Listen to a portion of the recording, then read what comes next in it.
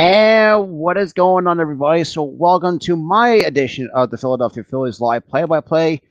Tonight, we got the Phillies taking on the New York Mets for the first of many of the matchups between these two teams. Yeah, I'm really excited to call this game for you guys. Let me get the scoreboard up really quick because I'm watching it on my phone on a tripod, so obviously using my green screen in the background. Before we get into it, before this game gets started, if you guys are new to the channel, make sure you like the stream, share the stream, hit that subscribe button if you guys are new. But with that being said, we're gonna keep ready. It's gonna be very interesting. Let's get to some comments. Yeah, it's very exciting, Nightings. I appreciate you coming stopping by. Well, yeah, huge shout out to everybody who's coming in. Make sure you leave a like on the stream, share the stream out. Yeah, let's just try to get to road to four. Let's try to get to 415. Before we, because we're still on the road to 500, which is going to be the next milestone on this channel, which we still got a long way to go, but grind doesn't stop here. Who cares what the Joker does? I certainly don't care. But yeah.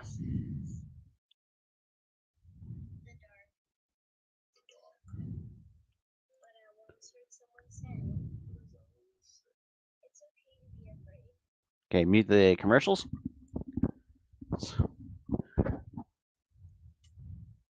Yeah, I know we all care, but for me, I really don't care about Jokic. I truly don't.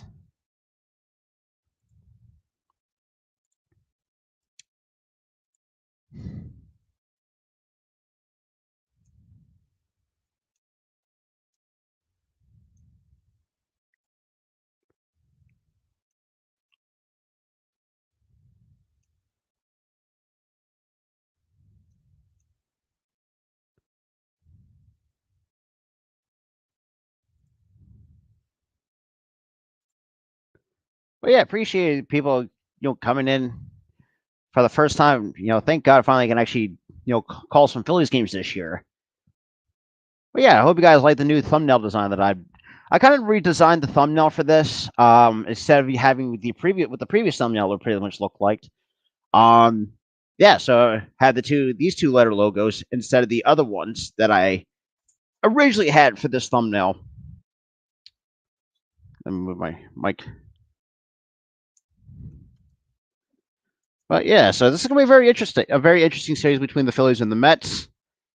Like you guys know how I am. I want to call both sides of this game.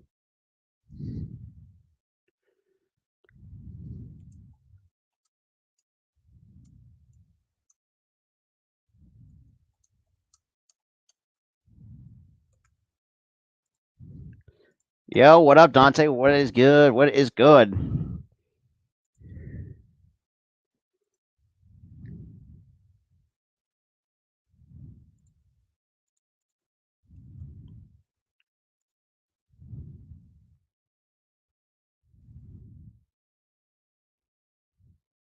And don't worry about that, Nightings. I'll talk more about that in my Sixers podcast tomorrow night.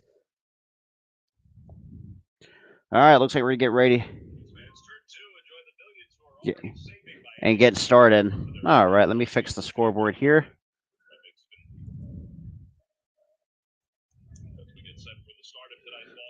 So it's going to be Ranger Suarez going against Taiwan Walker.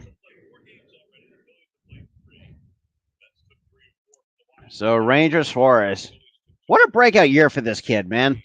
I was impressed to see the kind of year that the I'll talk about more. But for the Mets, for the starting lineup, got Brandon Nimble playing center, leading off. Started Marte batting second, Francisco Lindor batting third, Pete Alonso batting fourth, Eduardo Escobar batting fifth, J.D. Davis batting sixth, Mark Canha batting seventh, Luis Guillorme batting eighth, and James McCann will be hitting at the bottom of the order, batting ninth, and be the starting catcher.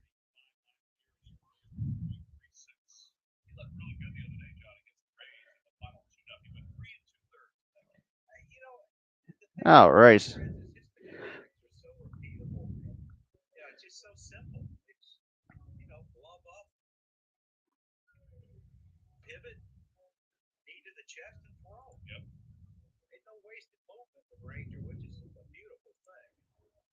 All right.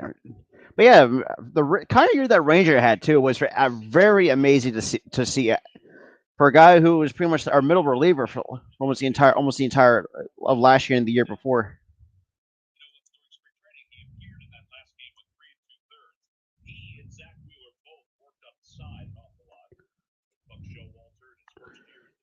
So,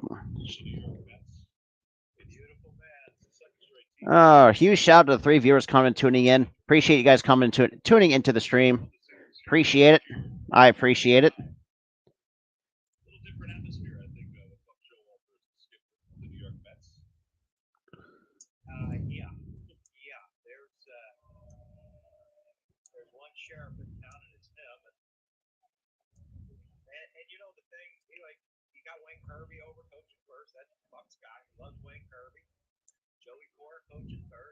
And the first pitch is in there for a cold strike from Ranger Suarez to lead it off.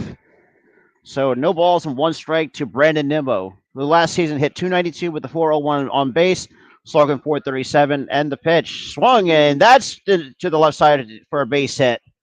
So that's the first hit for the New York Mets. So Brandon Nimmo gets on. Hey, ain't that the truth? But like I said, I'm going to try. I am going to like when I do live play-by-plays. I'm unbiased as well. But I appreciate it, Sam Long. You kind of tuning in. So in 25 games for starting Marte, a 398 average, 4 home runs, 13 RBIs, and a slugging percentage of 643 at Citizens Bank Park. God, good lord. And the pitch from Suarez is in there for a cold strike. So no balls and 1 strike to starting Marte with Brandon Nimmo on first base. So last season for Marte, hitting 310, 383 on base, slugging 458 with 12 home runs and 55 RBIs. And the thing about, I mean, starting Marte is still good, but I don't think he's not the same player as he used to be. But I think he still will be a decent player for any team to have production wise. And that changeup misses outside for ball one from Ranger Suarez to Starling Marte. I don't know. I think a lot of people really don't like Brandon Nimmo. I think the reason why is just people don't like him because he's an on base machine. And changeup misses again, misses downstairs for ball two. 2 balls and 1 strike to Starling Marte.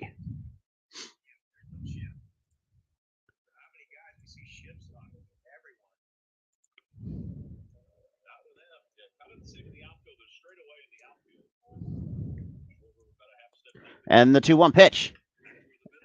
Off the glove of Suarez, and that's and that throw from Bohm is wild, and runners move. And then obviously the runners move up to second and third on that errant throw by Alec Bohm. Pretty much.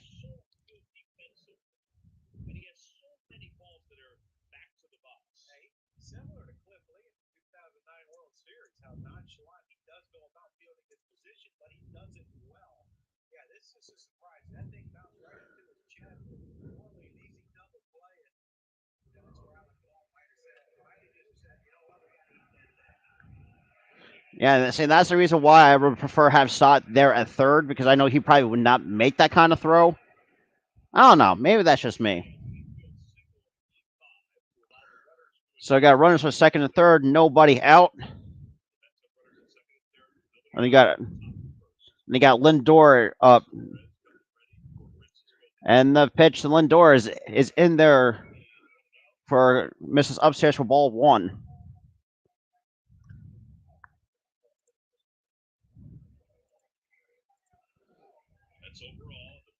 Yeah, definitely out, definitely Nightings.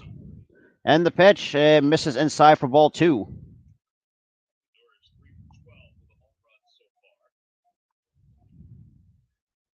Hey, huge shout out to the 4 viewers, tuning in to some Phillies baseball action tonight. Appreciate it. So kicks and deals a 2-0 pitch. Just misses a bit high for ball three.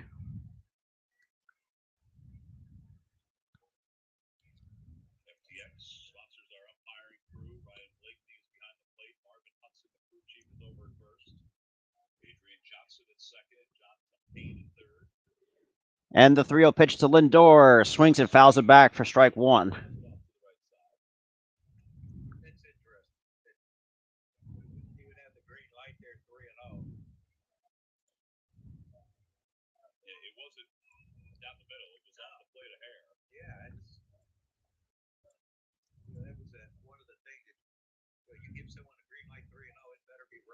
And the 3-1 pitch.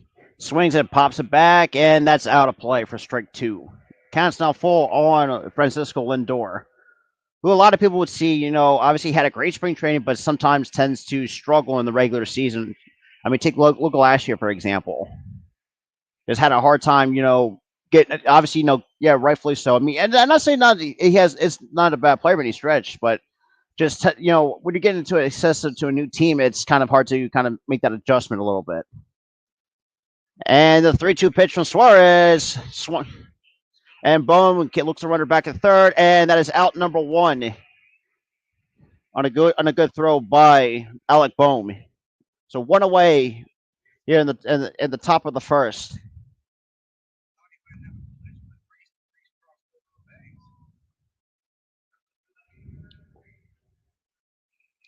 So now Pete Alonso is now coming up.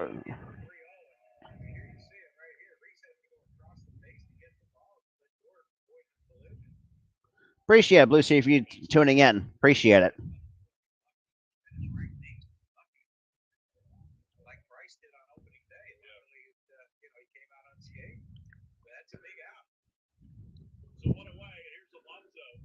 Now Alonso up with Suarez. He kicks and deals the first pitch.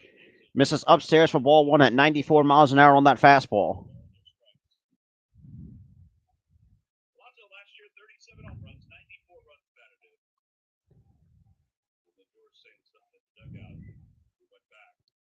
And the 1-0 pitch to Alonso. He swings and fouls it back for strike one. Counts now 1-1 strike on first baseman Pete Alonso. Hey, aren't we all? Aren't we all happy that baseball's back? Thank God.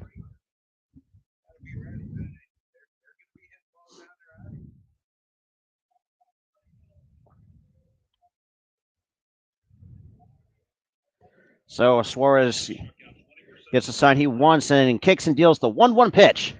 And he grounds it to short. And they're just going to concede the run to.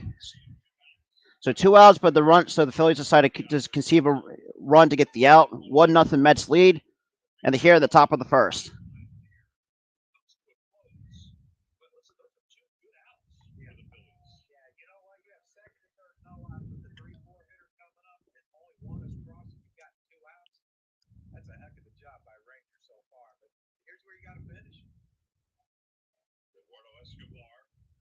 So now we've got Eduardo Escobar now coming up for the New York Mets.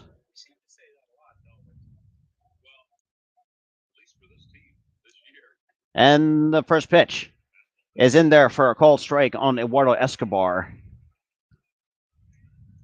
Last season for Escobar, hitting .253 with a .314 on base, .472 slugging with 28 homers and 90 RBIs last year, which was a pretty decent season for Eduardo Escobar. And fouls it back for strike two. Hey, Dante, if you can, share this out. Definitely share this out. I would greatly appreciate that. Hey, huge shout out to Nightings. Appreciate it. Shout out to everybody. No, it's not a home run, but it was a ground ball out to get the Mets get the first run, and Alonso pretty much hit the ground at RBI, and Escobar fouls it back for just to keep the count at no balls and 2 strikes.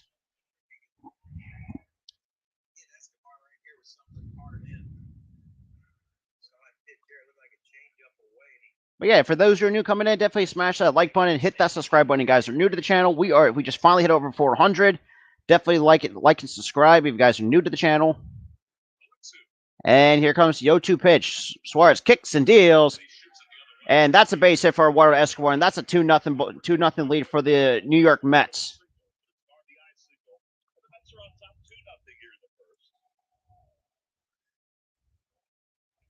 No, it's just not a tough piece of hitting.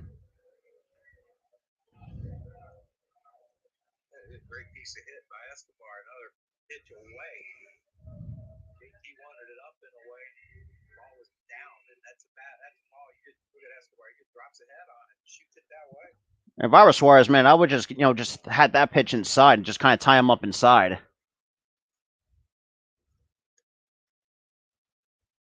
So now we got J.D. Davis, the designated hitter for the New York Mets, who hit 285 with a 384 on base and 436 slugging, and the first pitch misses outside for ball one from Ranger Suarez. Well, and like I said to my last in the show, I know there's going to be some regression from Ranger Suarez a little bit.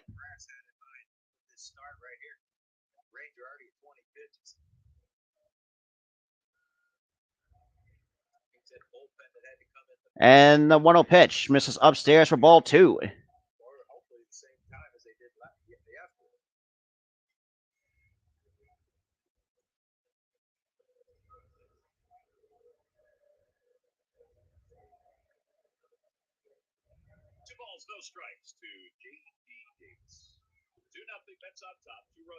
So we got, and the 2-0 pitch kicks and deals, misses outside for ball three.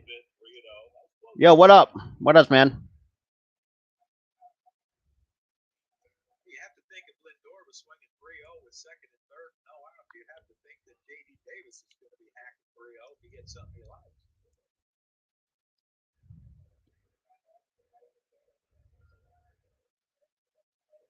And the 3-0 pitch is in there for a called strike. Because obviously J.D. Davis was taken all the way. So now it's 3 balls and 1 strike to J.D. Davis. And Ranger Suarez is over 20 pitches right here in the top of the first. If Alec would have just held the ball, he'd have got a double play from off the bat of Lindor or Alonso. But yeah, I mean, it's just like sometimes Bone doesn't know what the hell he's doing at times. And the 3-1 pitch swings and misses for strike two. That's a beauty of range. 3-0 change up, 3-1 change up.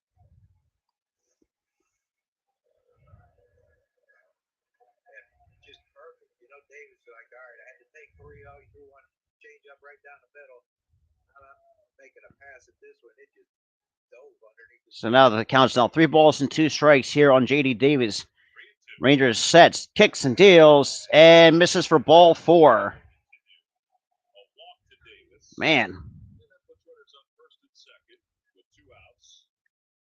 The Mets are kind of making Ranger work. And right now, up to 25 pitches here in the top of the first. So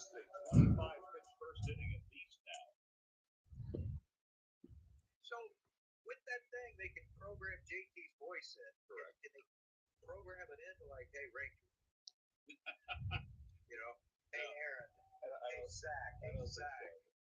Hey, Zach, let's go. Yeah, instead of having to come out, hey, it looks like your front shoulder's flying. Oh, keep that baby in. Just hit that button. I had a really good conversation with Joe Girardi about the whole thing, and he thinks they're just scratching the surface with whatever they can do with it. You just wonder when someone's going to try to figure out a way to get around. Now Mark Canna's not coming up to the plate, only batting .231 last year with a 358 on base, and the pitch from Suarez is in there for a called strike. So now no balls and 1 strike on Mark Canna.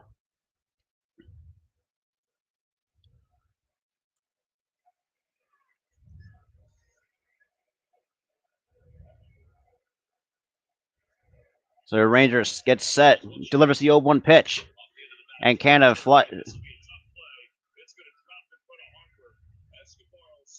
and that's another run scored for the New York Mets. So 3 North on a top bloop single.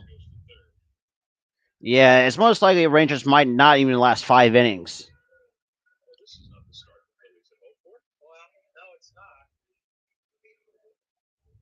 So you got runners on the corners with still two outs here in the top of the first.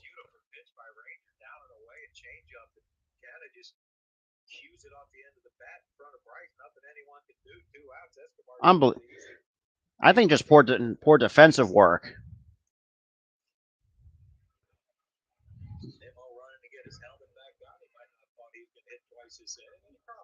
Now Luis Guillorme now towards the bottom of the order here in the top of the first. Mets up 3-0. And misses inside for ball 1. All I gotta say is I don't know why Girardi's even playing Bohm tonight, because we all know that Bohm is just terrible defensively. I see. For me, I would prefer to have Stott in the, as a third baseman, and that pitch misses inside for ball 2. So now we got bullpen action because obviously Bone's boneheaded mistake is not hang on to it, and then we could have had a double play, and that'll be and just would have been done. Would have been done and over with.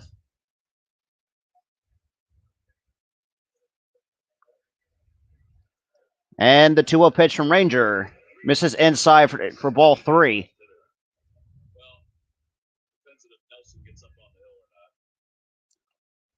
So we got Nick Nelson now warming up in the bullpen for the Philadelphia Phillies.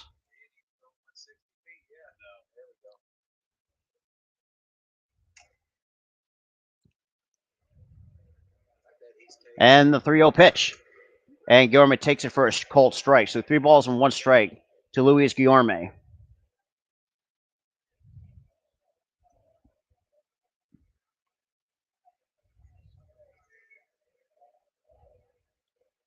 Hey, huge shout out to the 6 viewers tuning into the stream. Appreciate you guys tuning in. And the 3-1 pitch kicks and deals. And that's in there for a cold strike.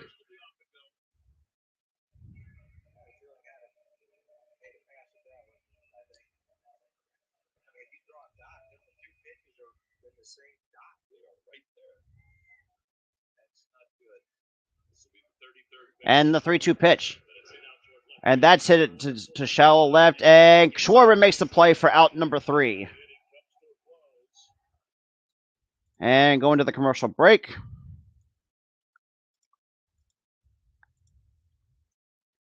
Oop, wrong lettering. There we go. So now this is the end of the top of the first.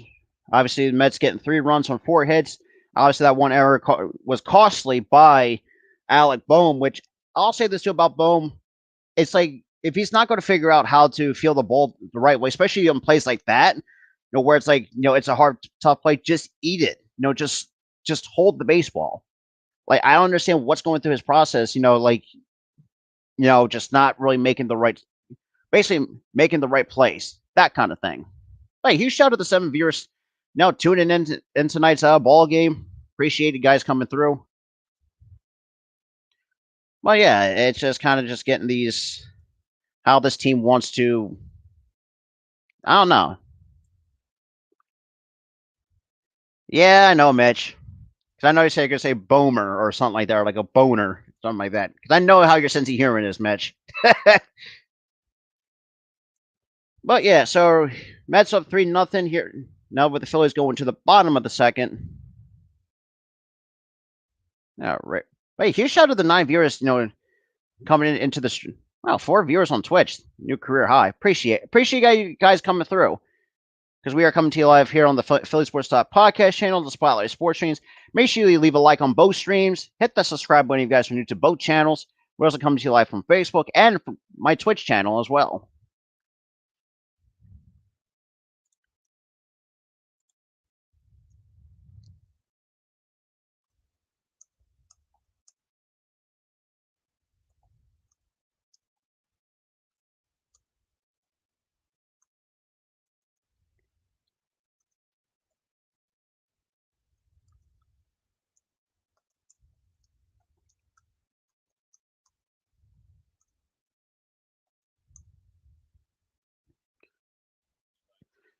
All right, so now for the Philadelphia Phillies, we got Kyle Schwarber leading off, JT batting second, Harper batting third, Castellanos batting fourth, Hoskins fifth.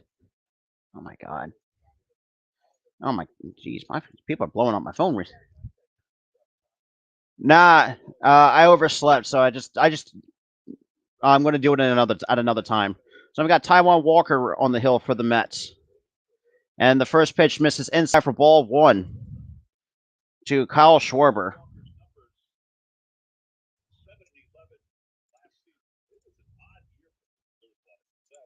Wait, he shouted the 10 viewers coming into the stream. Appreciate it.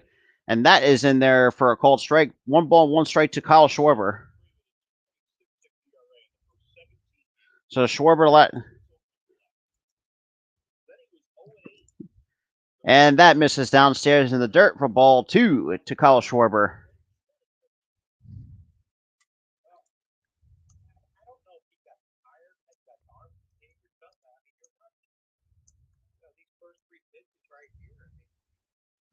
And the pitch misses way out upstairs for ball 3. I mean, look, and this is the thing about Taijuan Walker too. You know, obviously, all the injuries that he's dealt with throughout his career, I still think he's still a good pitcher for any team to have. I got it, Dante. Appreciate it. And that is in there for a cold strike at 89, which is untypical for. Looks like on a fastball, which is really not unusual for Taijuan Walker, who can be topped around between like 94 to 95. Sometimes he'll hit 97. And the 3-2 pitch swings and misses for strike 3. 1 away here in the bottom of the first from Taijuan Walker.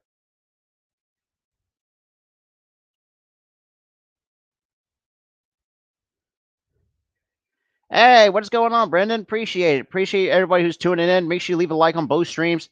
Hit that subscribe button.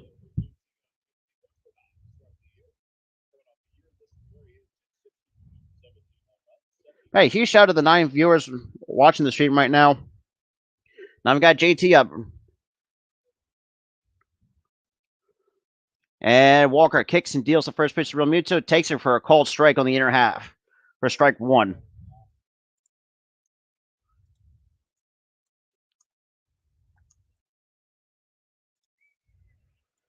And the 0-1 pitch misses way inside for ball 1.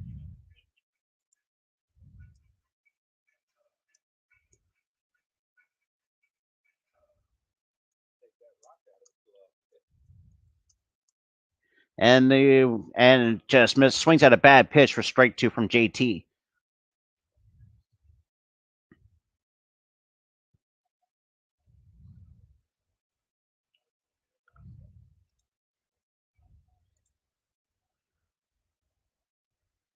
So the 1 ball and 2 strikes on JT Real Muto.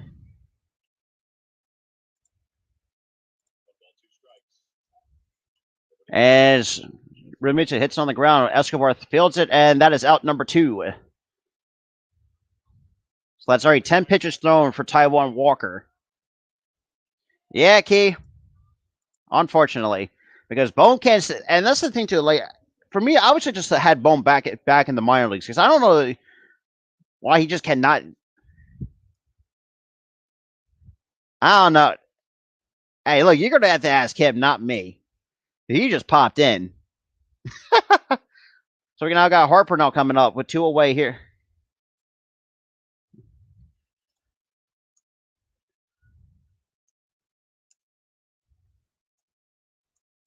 And the first pitch misses for ball 1 at 95.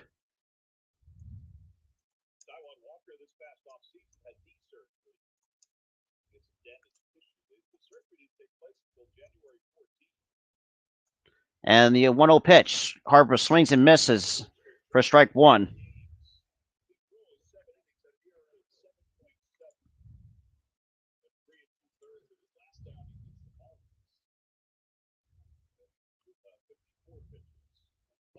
Yeah, Key. Unfortunately. And the 1-1 pitch to Harper. That misses below the zone for ball 2.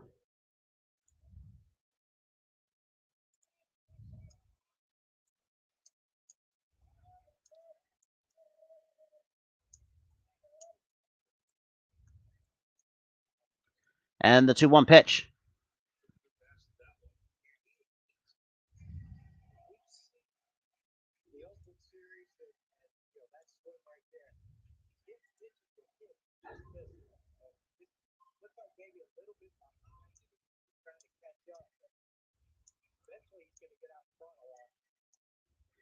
So the count is now 2 balls and 2 strikes on Bryce Harper. And the pitch. Swing and miss, strike 3. And that is the end of the first. Yep. Unfortunately, but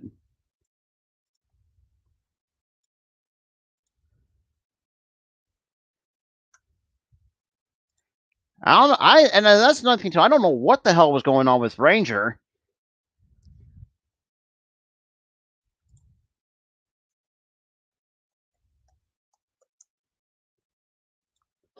But yeah, Mets still up 3-0 over the Philadelphia Phillies on Bone's boneheaded mistake of not just holding the baseball when the play is not there.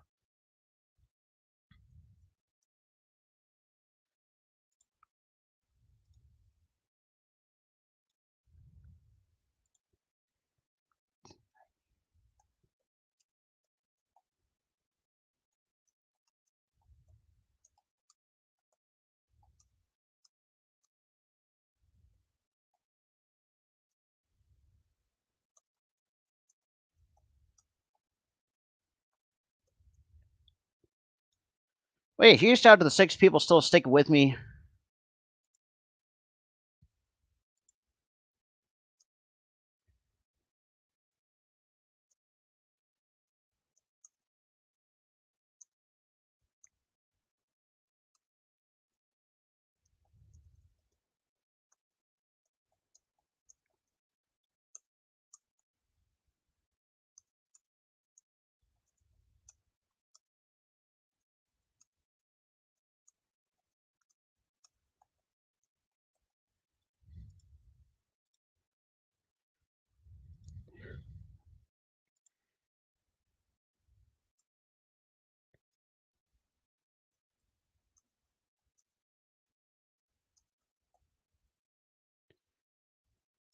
All right, so we're back to the top to start the top of the second. Fanatic birthday.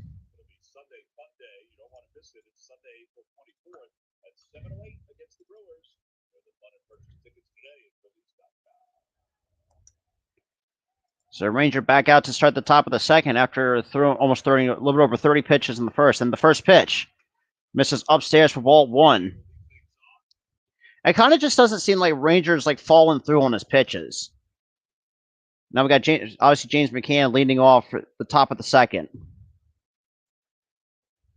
And the pitch swings and fouls it off for strike 1.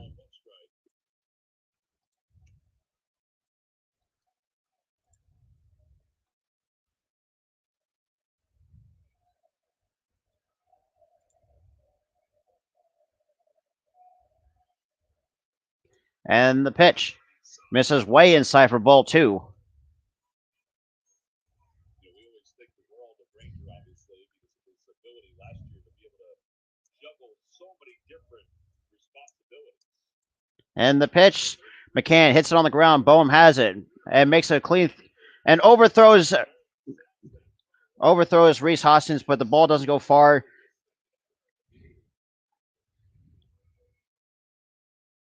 Now it kind of gets. If I'm Joe, man, I'm just gonna pat the pull Boehm because. So that's error number 2 on Alec Boehm.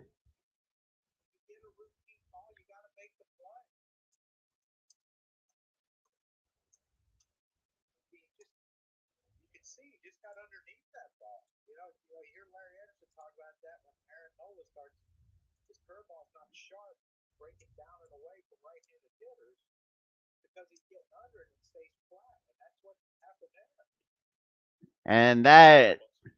And Nimmo bunts it foul. Try to at least try to get the runner on, or try to at least beat the shift. Which I'm looking forward to seeing the shift banned because I don't think the shifts should have its place in Major League Baseball. Like if you just take like a few steps over, like to your left or your right, then fine. Let's see, that's fine. I like the old school way of playing standard defense. And the 0-1 pitch. And Suarez makes the play for out number 1, but the runner moves up to second base on that sacrifice bunt by Brandon Nimmo. And the putout goes 1-3. So what away? You remember when Lindor got hit by that pitch off of he was bunting. So if you're going to bunt your third, you're darn sure going to bunt your leadoff hitter too, even though he got to hit his first at bat.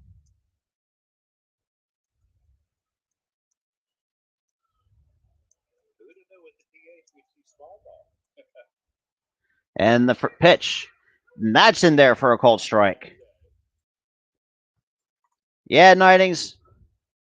And that's the thing too. Like, if I'm Girardi, just bench Alec Bohm because I don't think Alec Bohm's going to be a liability defensively. And the 0-1 pitch and misses just high for ball one to Starling Marte.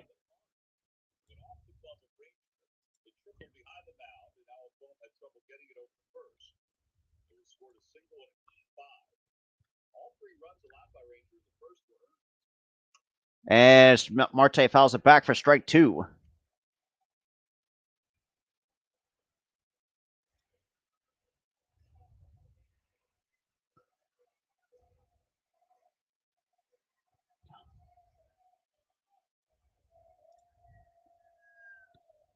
Man.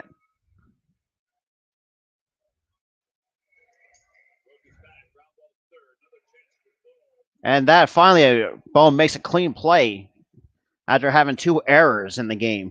So that's two away here in the top of the second for the New York Mets.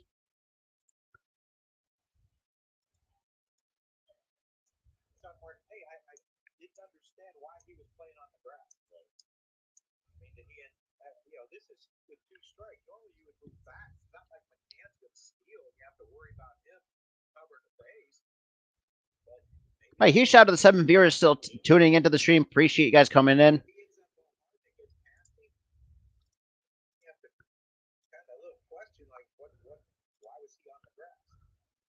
And the pitch misses inside to Lindor for ball one.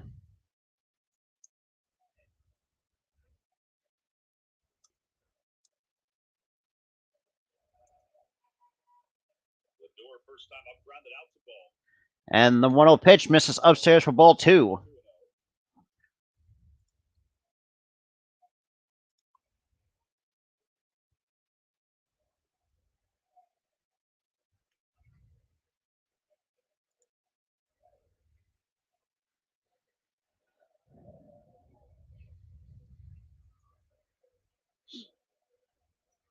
So the count is now 2 balls and no strikes on Lindor. Kicks and deals and swings and chops it on the ground. Bohm has it and makes it his second clean play to end the top half of the inning for the New York Mets. To the bottom half of the second inning we go for the Philadelphia Phillies to answer back after Bohm making those 2 errors so far to make a lot of things tougher.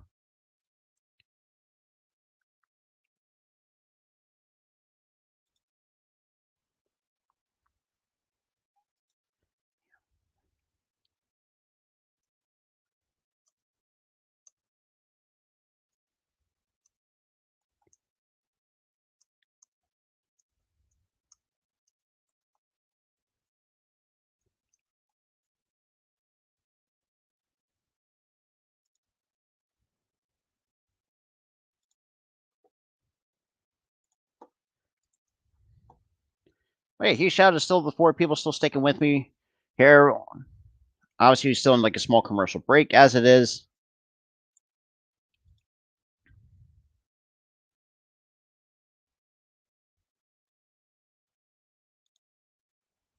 Oh yeah.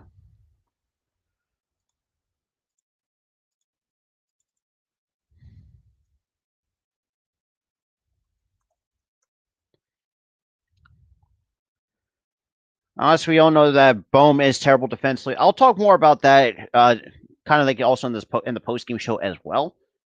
But yeah, if people stop blowing up my phone, that'd be nice. And it just shows at times that Bohm just needs to. And that's the thing too. Like Bohm should not be like not. Let's be real. Should not be like an everyday player. Not gonna lie, I just feel like Bohm just needs to. I think needs to stop being so, lackluster, and then stop making like poor decisions at times. So now to the bottom of the second we go. Phillies still trailing 3-0 over against the New York Mets.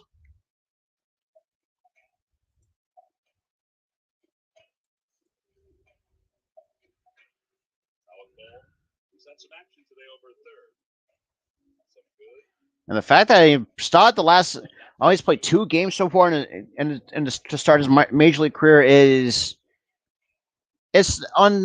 not it's surprising, but it's kind of you don't want to see that for a potential young star in Bryson Stott. Let's be real, who could be a much better player than Alec Bohm, but Castellanos takes that first pitch for a strike from Taiwan Walker. A huge shout out to the 5 viewers still sticking with me on the stream, and the 0-1 pitch to Castellanos takes it outside for strike 2.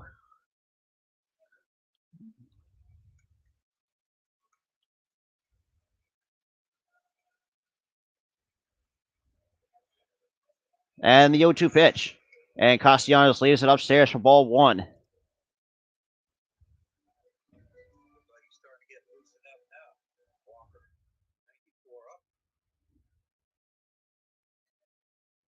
And the 1-2 pitch. And Castellanos pulls a foul to just spoil that one away to keep the count still at 1 ball and 2 strikes.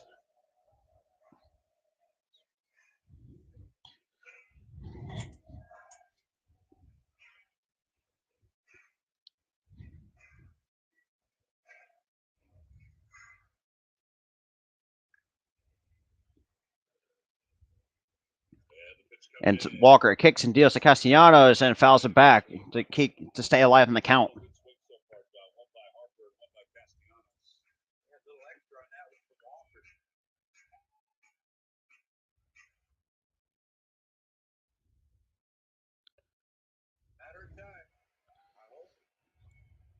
And the 1-2 pitch.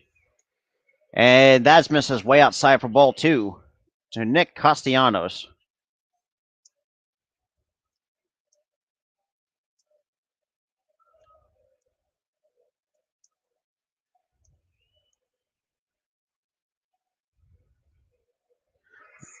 And swinging and miss, strike 3. Out number 1 here in the bottom half of the second.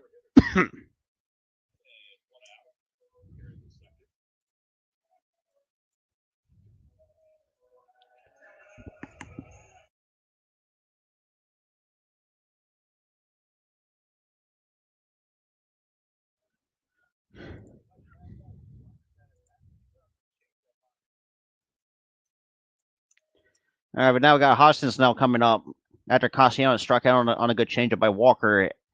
And that pitch misses downstairs for ball 1.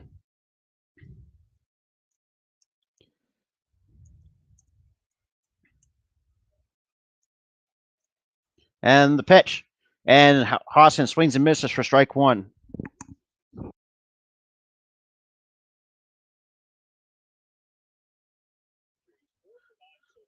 Damn. Sorry about that. I had a cough coming on. And the 1-1 pitch. And that's in there for strike 2.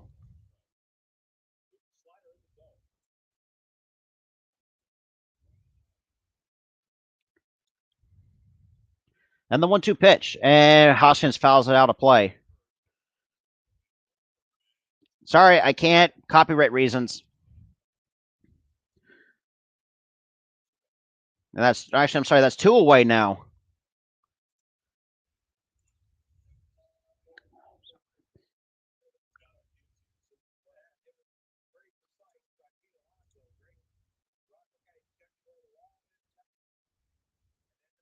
I appreciate it.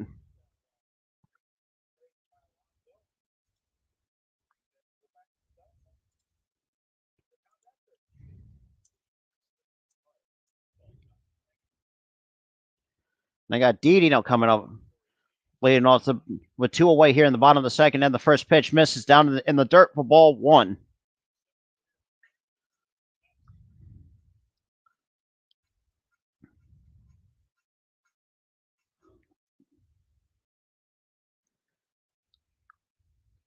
And the 1-0 pitch. And Didi misses for strike 1.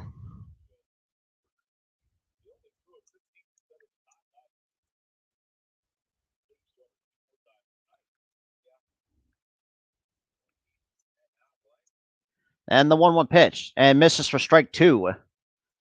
So 1 ball, 2 strike here in the top and bottom half of the second.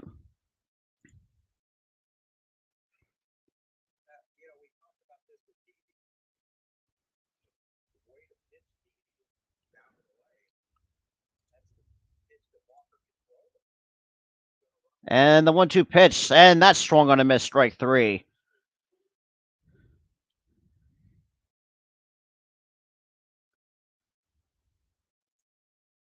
So that's the end of the bottom half of the second.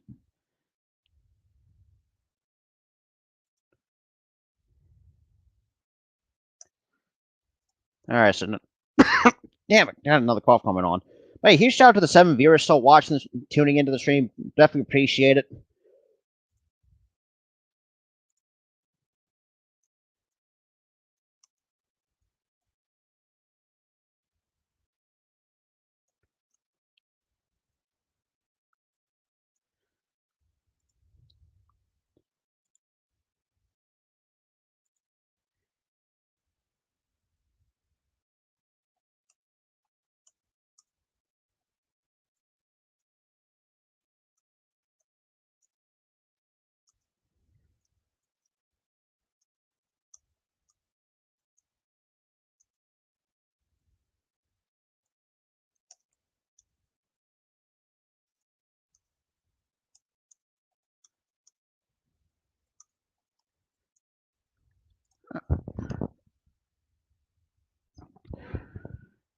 But yeah, there will be a video about Alec Bohm probably coming later tonight after the game tonight. But yeah, even also on Thursday the 14th, I will be live again for my my Phillies Talk podcast, so we can actually kind of break everything down.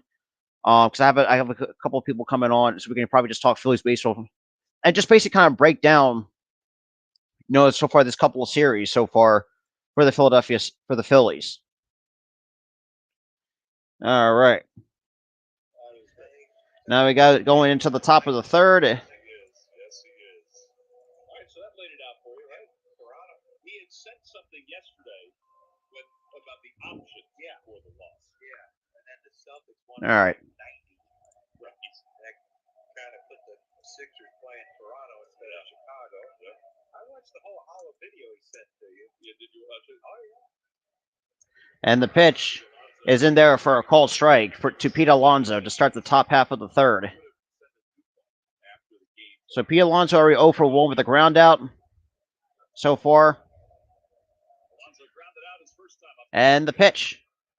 And that swung deep left field, and that is a long foul ball for Pete Alonso. That is a foul ball, a long foul ball. I don't even know how you can check it. I don't know how you can see it. 412 is the estimated distance, but it was really high. All right, so Marvin Hudson is the crew chief. I'm not sure the first base umpire is going to be the right guy to have here. So it looks like the umpire, so they're going to try to get together and. It's dusk. It's going to be hard to see anyway. That went out near HK statue. You know where King sung the national anthem the other day?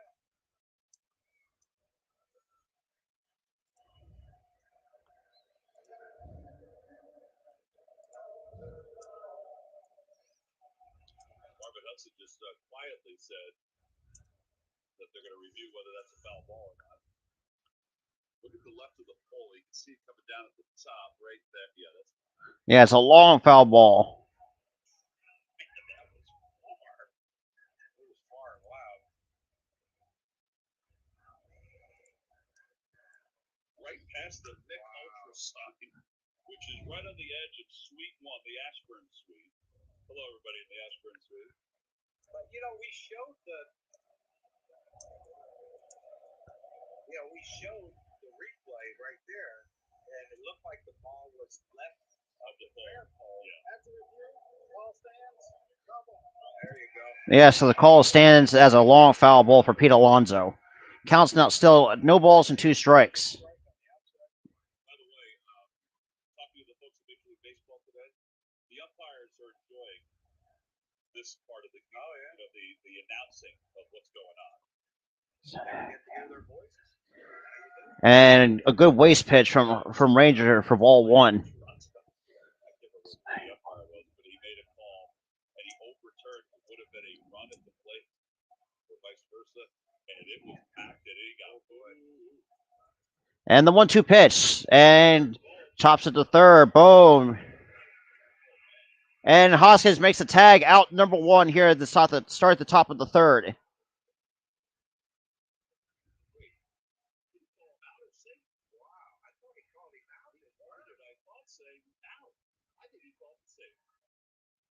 Now Reese is saying he's out of the baseline.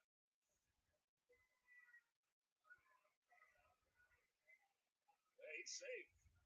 Yeah, he's put one out right there. All right, watch Marvin Hudson. He pointed. He never made a safe route ball. He just pointed.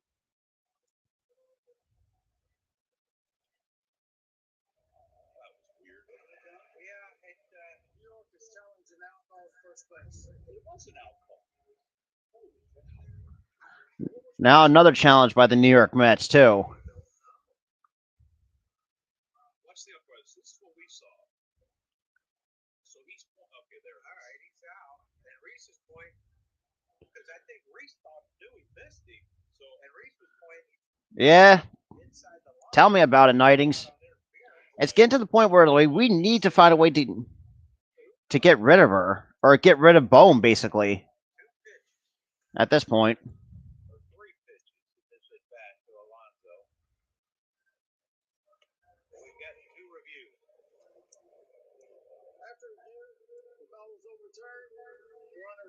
So Alonso is safe at first base.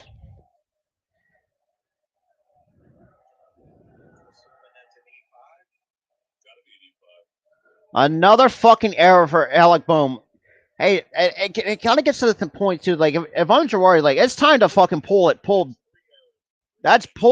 You gotta pull Bohm from this game. I'm sorry. The fact that Stott is not even playing is abysmal. That is super abysmal to have someone you. The fact you let it, let have Stott make the major league roster and not play him in some game more than 2 games. Come on now. And the first pitch to Escobar misses outside for ball 1.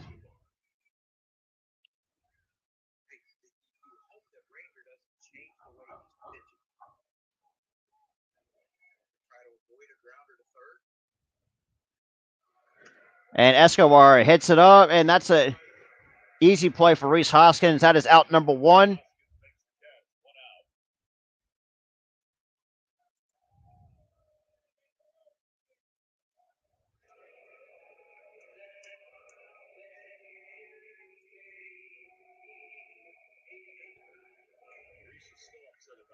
Yep, that's arrow number 3. Yep. Tell me about it, Nightings.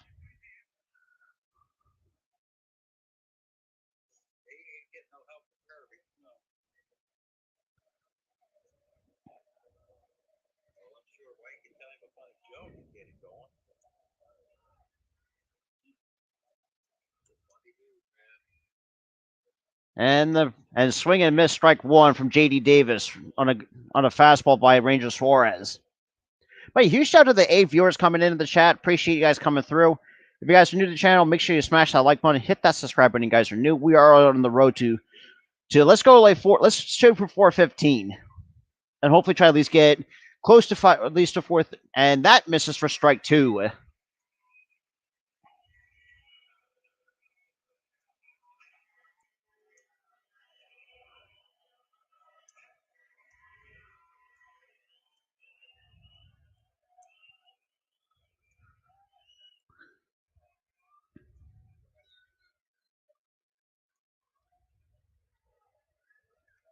And the 0-2 pitch.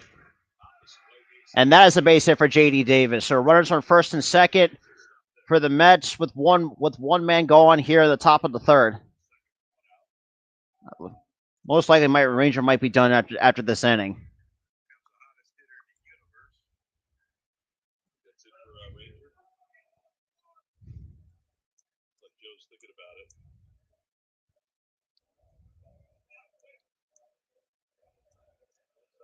Give him another one. Nelson's been warming up a couple different times.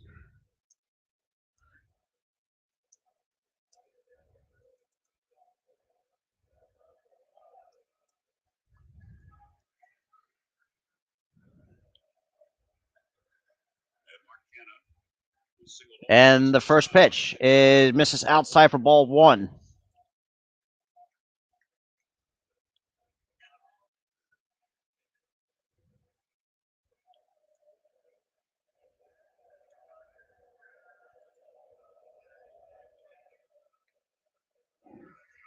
And that misses down and inside for ball two from Ranger Suarez.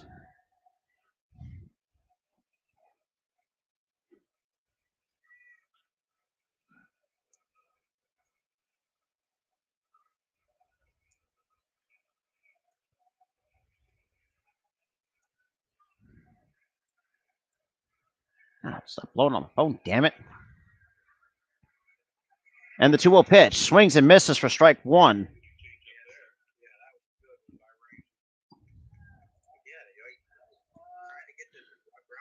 So it looks like David Peterson's now warming up in the.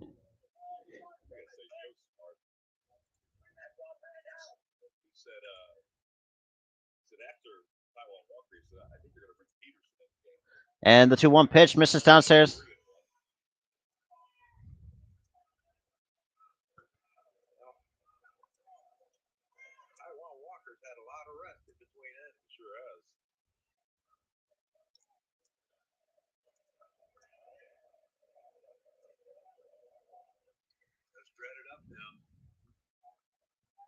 And the 3-1 pitch.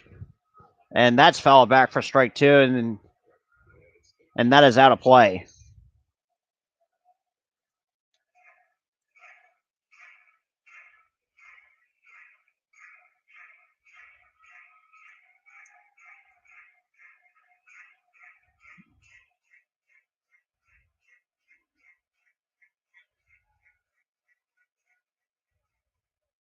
On first and second with one out here in the top of the third.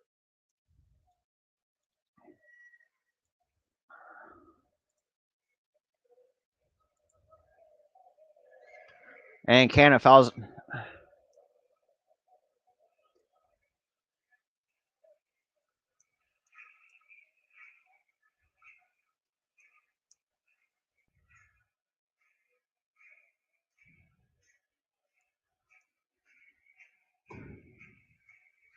So we got the count still.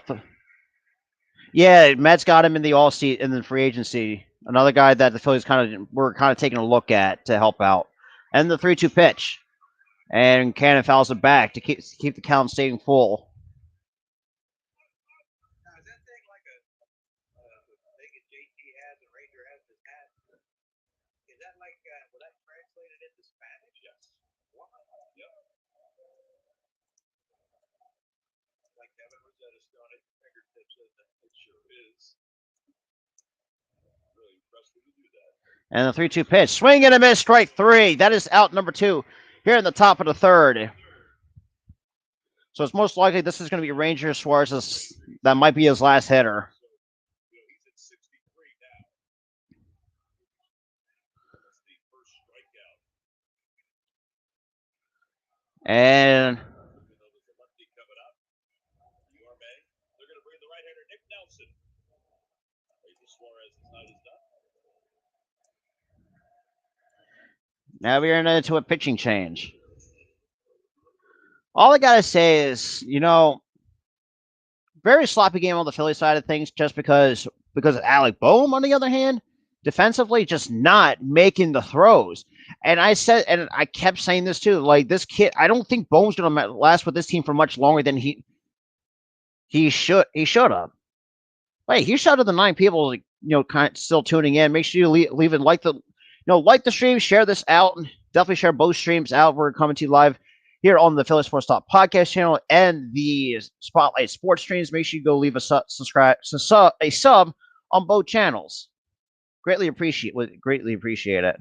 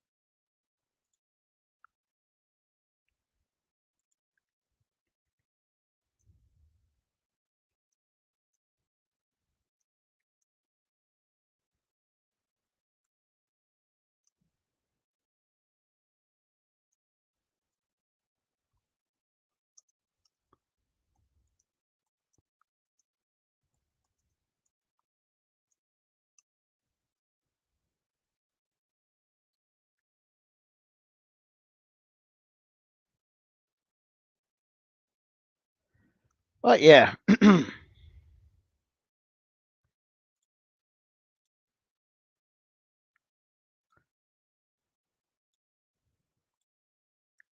All right, so we're back. Okay, let me get to the other score. Phillies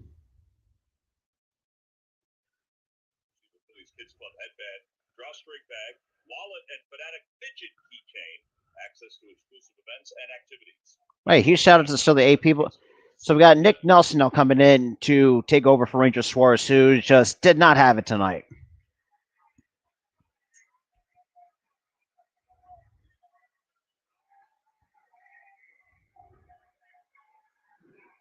And the first pitch to Guillorme. Fouls it off for strike one.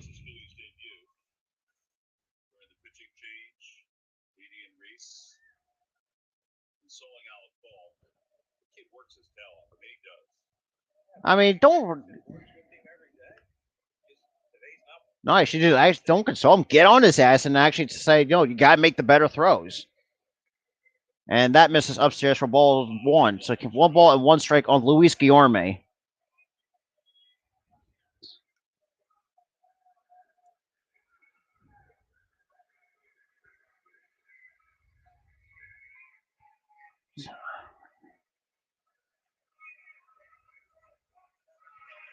And that hits the outside corner for a strike two at 98 from Nick Nelson.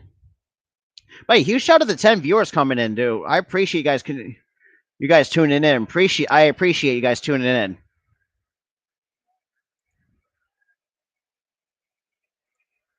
Cheers, Steve. Appreciate it.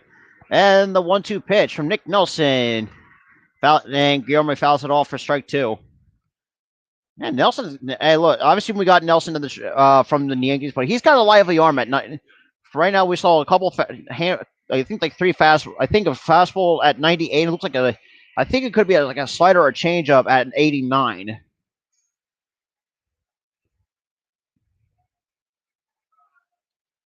And the 1-2 pitch kicks and deals. Misses just a bit inside for ball two.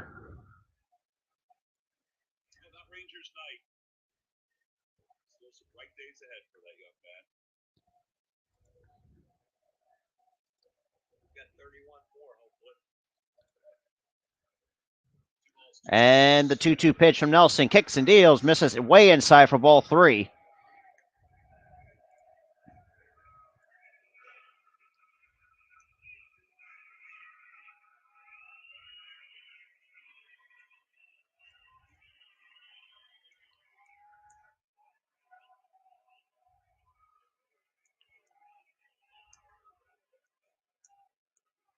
And the 3-2 pitch from Nelson kicks and deals, swings and misses for strike three. And that is the end of the third inning. So now we're going to the.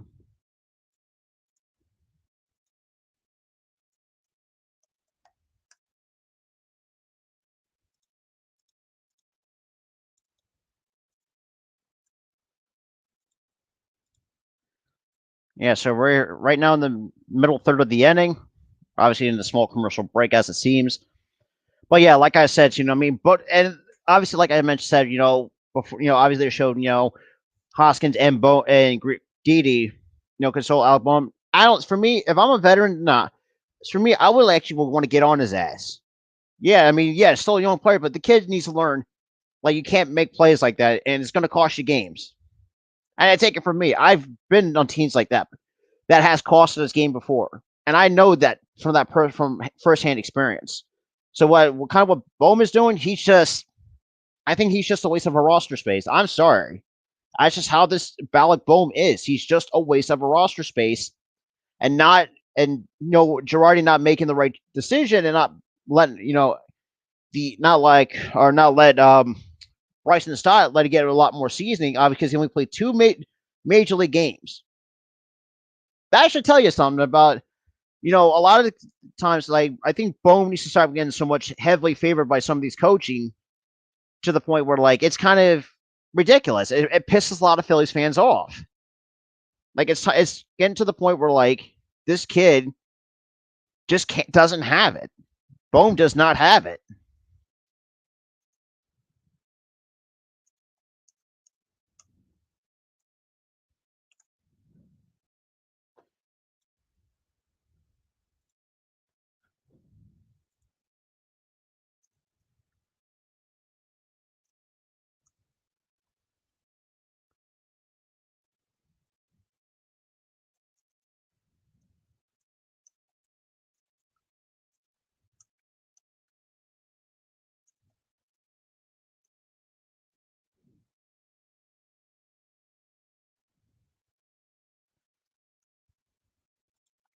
Just unbelievable, dude. So now we're going to start the bottom half of the third.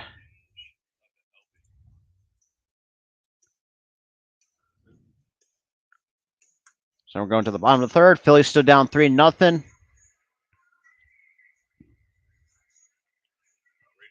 Cal Topham having a conversation after Ranger got through 2 2/3, and then Nick Nelson was able to pick him up after that.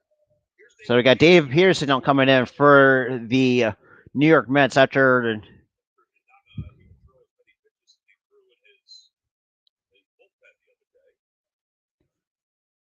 But then again, I kind of understand why the Mets kind of took Walker out because they also did say he did have knee surgery at the beginning of I think it was like mid-January from what they said. So it kind of does make sense for safety reasons, just because you don't want to see players getting hurt after coming off of like soft tissue surgery. So really, does for me it does kind of make sense because you don't like seeing players get hurt.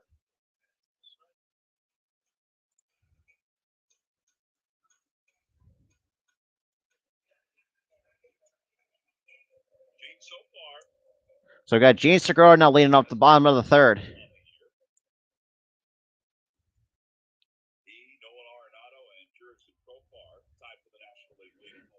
And the pitch is in there for a called strike to Gene Segura. No balls and 1 strike. Damn, that's crazy. And the 0-1 pitch. And misses inside for ball 1.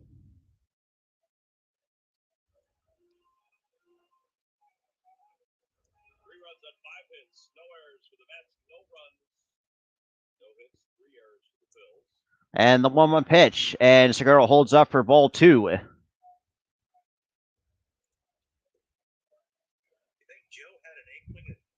Hey, that's just how we are, Earl. That's just that's how sometimes people are here in the Philadelphia area. And the 2-1 pitch. And Segura, and that's squeezed through for a base hit for Gene Segura. So the Phillies finally break into the hit column on a huge hard hit from Gene Segura. Finally get into the hit column.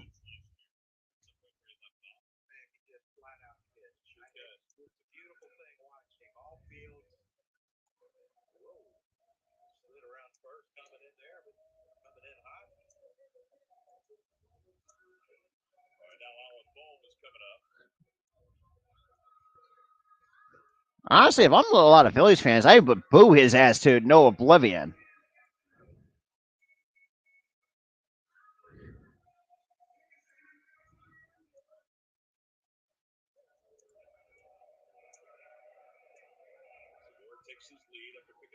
And the pitch to Bohm misses downstairs for ball 1.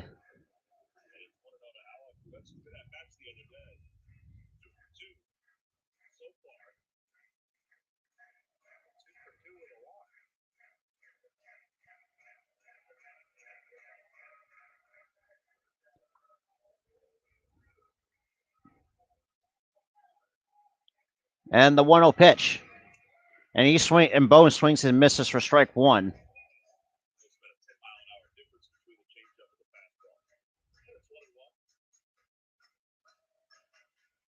I think all I can say is if Bohm doesn't.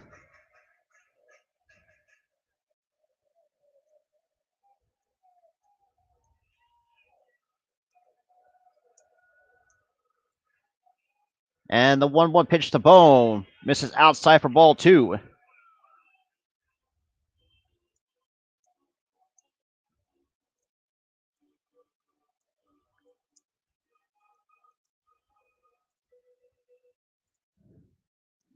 For me, I was most likely to be like a second place team because I think the Braves still might have this division locked up.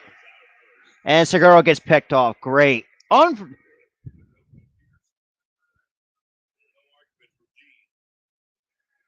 Of course, and then it looks like okay. Now it looks like looking.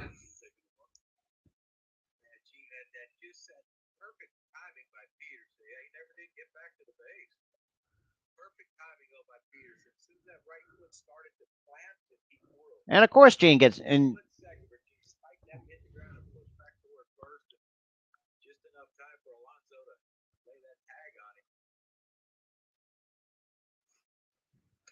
And ball three to Alec Boehm after Segura gets picked off. Unbelievable. It's exactly been a clinic on how to play the game of baseball. No, John has not. But that guy looks good in your jersey. And Boehm walks.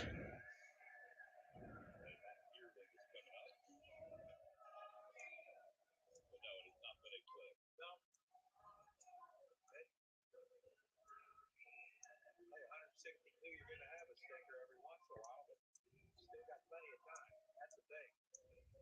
You know what we're going to see coming out of this bullpen for the Mets, even though it's a pretty good bullpen, it's still the bullpen.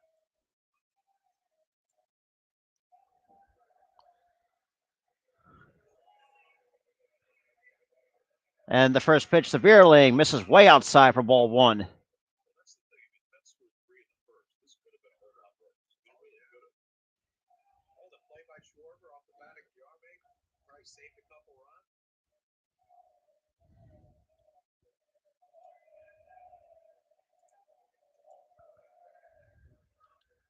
All those strikes to Veerling. And the 1-0 pitch. And that's in there for a called strike. I don't know. I know this team just started getting aggressive a little bit, not and stop letting some hittable pitches go by. I'm just saying.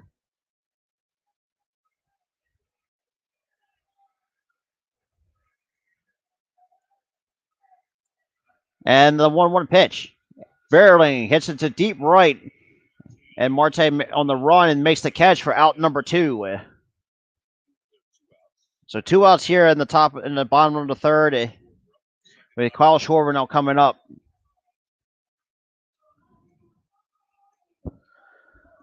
Oh, boy. An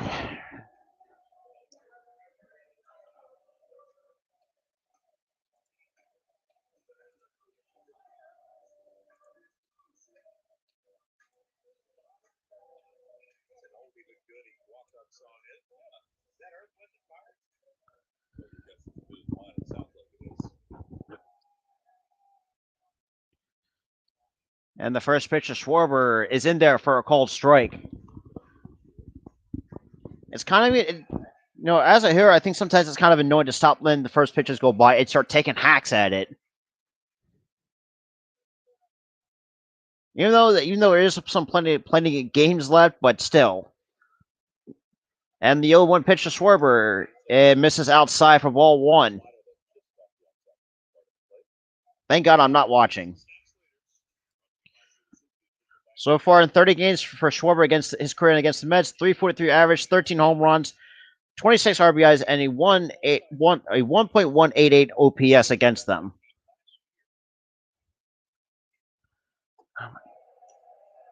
And that is a foul ball off the bat of Schwarber.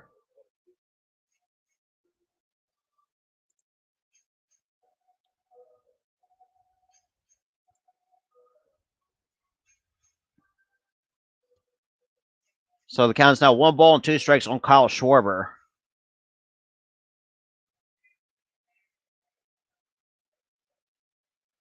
Fantastic voyage by Lakeside. Yeah, that's what I thought. And the pitch. And swing is misses for strike 3. Unbelievable. There's an ugly ass inning from the Phillies. I'm sorry. That's just one ugly ass inning. Obviously, Segura gets picked off. Unbelievable.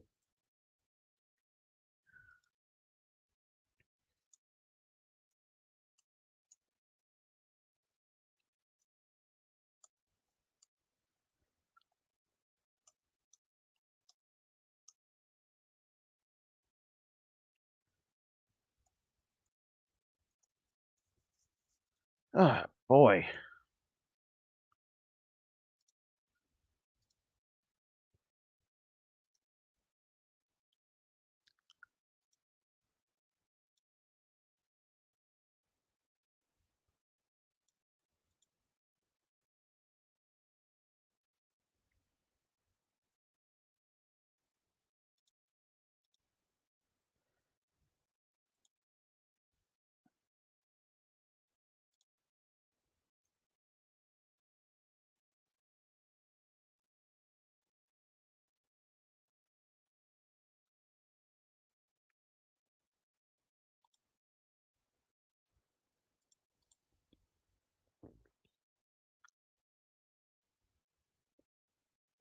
Wait, huge shout out still to the two viewers still sticking with me here.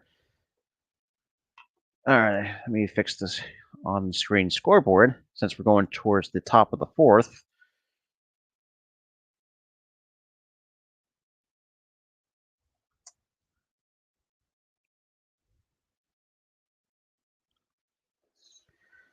Beautiful night here at Citizens Bank Park. Weather's going to get better and better as the week moves on. Night game tomorrow, 6:45 first pitch. And then a day game on Wednesday before the Phillies head to Miami to take on the Marlins. Nick Nelson is on in relief of Ranger Suarez. Ranger went 2 2/3. He allowed 5 hits and 3 runs.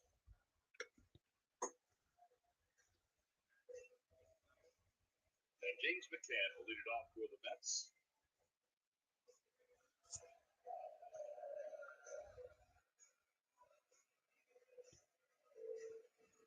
Little guy enjoying a little chicken tender there, Johnny. Yeah, they're probably that tater tot's two of the greatest things ever invented. Chicken tenders and tater tots. More so than electricity, telephone. Of course, I still talk about chicken tenders and tater tots. Why am I not surprised?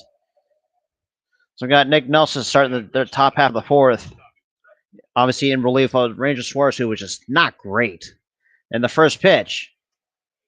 And McCann drives it to right, and Harper has it for out number 1. Not too shabby for Nick. So far, I mean, I like what I see out of Nick Nelson because I mean he's got some good stuff. So I think. So we got Brandon Nimmo now coming up. Who's now coming out or leading off, coming up after who the hell? I think after McCann flew out. And that misses just a bit high from ball 1 at 96. No, you don't see it. I was surprised that he did it.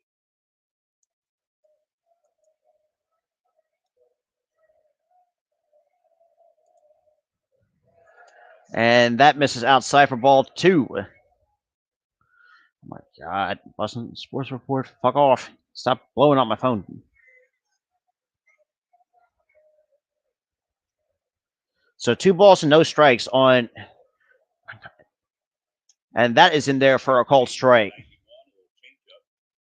Okay, so a changeup at 91. It's the gun that we had in Florida, but the fastball at 97, 98, the way he's doing it today. And then that changeup was a good one. Over the mound, behind the bag. Didi with a nice throw to get. Ooh, close play at first.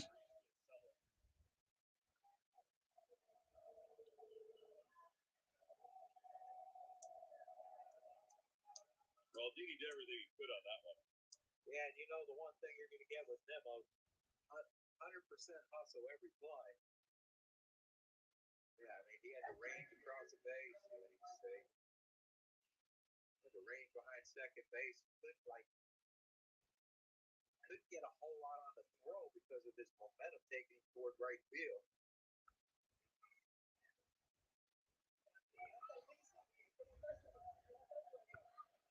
So 1 out infield single, and it brings Marte out.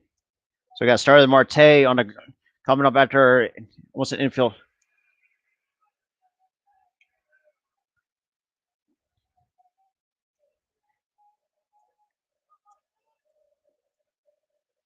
Activity going on out at Aspirin Alley.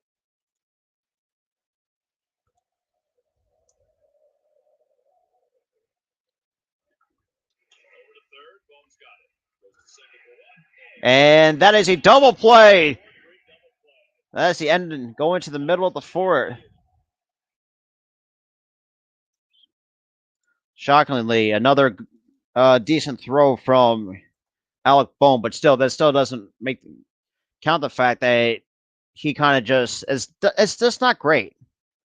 I think nobody in this lineup just doesn't really understand. Like if they're giving you something to hit, then take a fucking hack at it.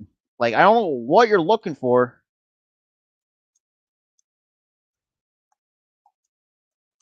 But like I said, there will be a video on Alec Bohm coming later.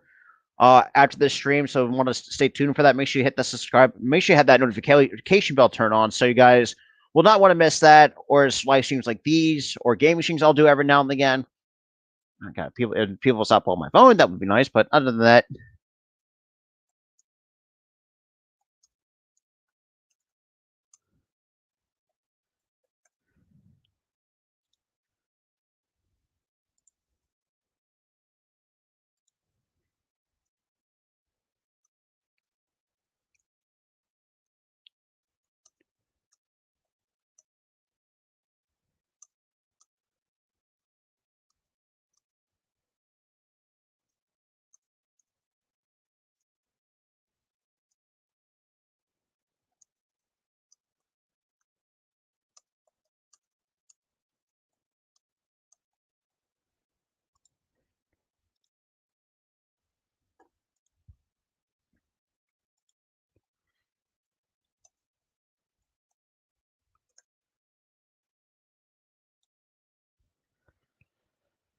unbelievable, dude.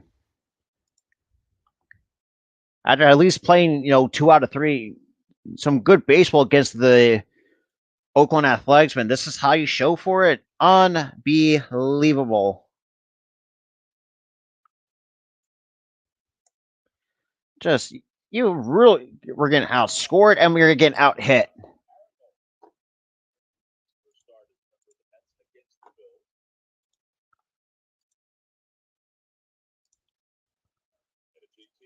So we got JT now coming up to start the bottom half of the fourth.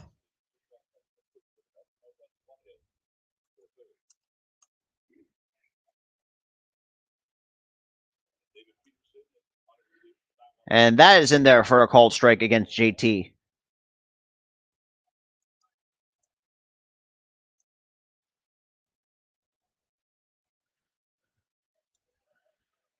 And ooh, JT got lucky. That was called low and inside for a ball. So 1 ball and 1 strike.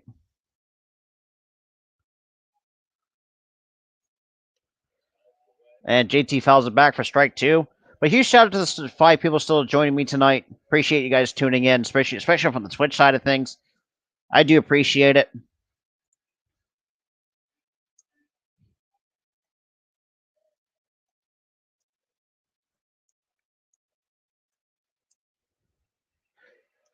And JT pops it up to the shallow right. And Marte makes the catch for out number 1.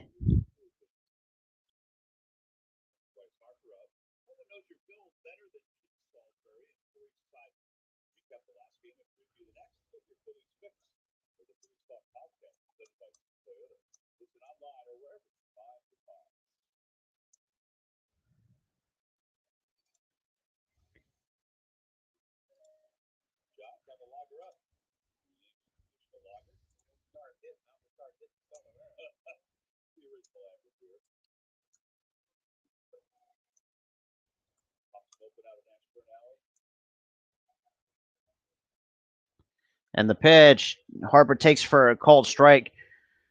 Like, why are you guys taking, like, I don't understand why there's no one's really swinging at the first pitch, because it's getting to the point where, like, it's getting really ridiculous. Like, and this kind of applies to both teams. Like, they're also taking, and that misses outside for ball 1. So 1 ball, 1 strike on Bryce Harper.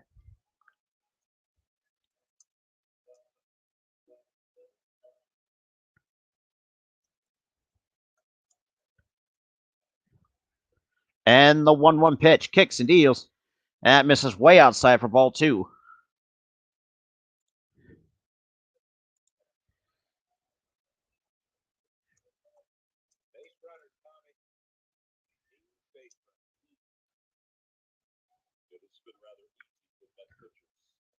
And that misses for ball 3. So 3-1 on Bryce Harper.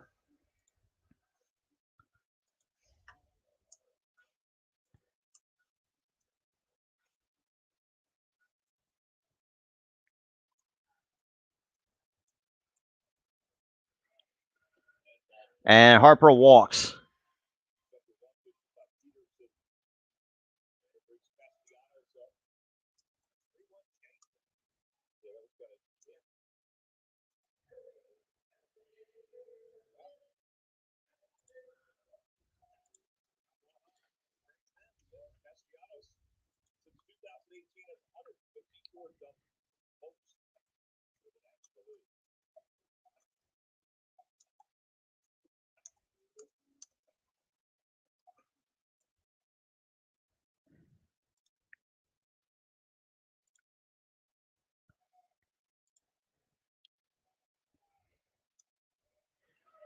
And that misses outside for ball one to Nick Castellanos.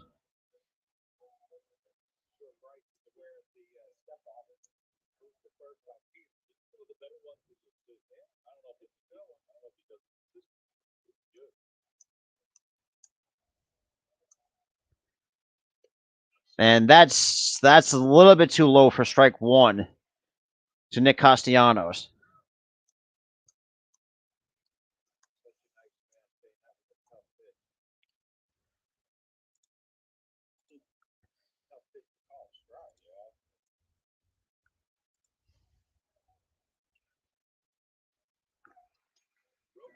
Broken Blad, and that's another base hit for the Philadelphia Phillies. And Harper makes his way to third. So we got runners on first and third with one man gone here in the bottom of the fourth. Hey, gotta find a way to get on.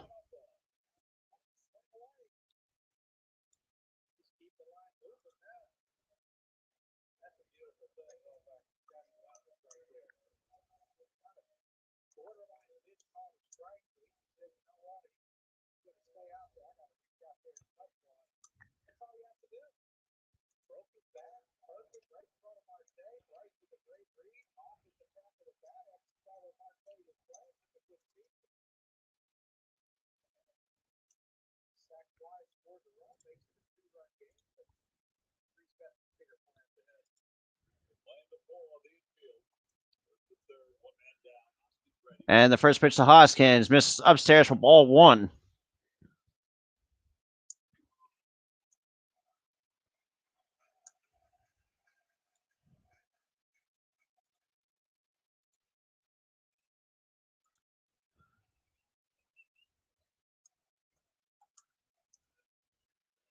And that is in there for a cold strike. I'm surprised he did not. I think a lot of hitters would take a hack at that because that was a hittable pitch on the outside part of the plate.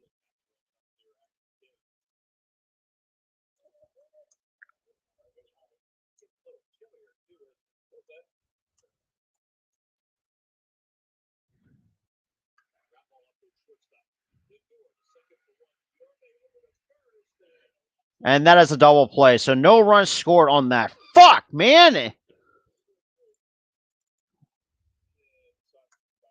Unfucking believable with this team, man.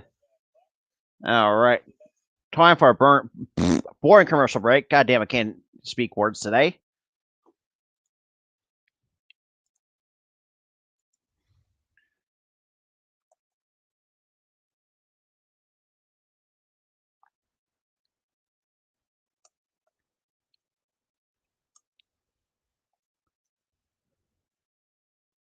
Unbelievable.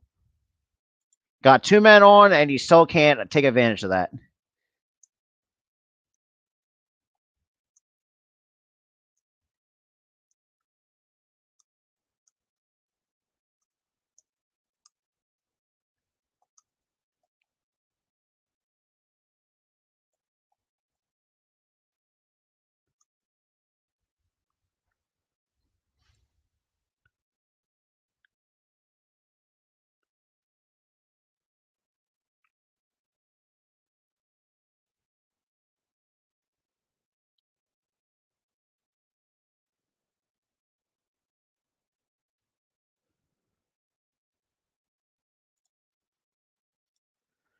Oh boy! So unfortunately, since the Phillies just still can continue that same problem as last year, cannot capitalize on driving runners in.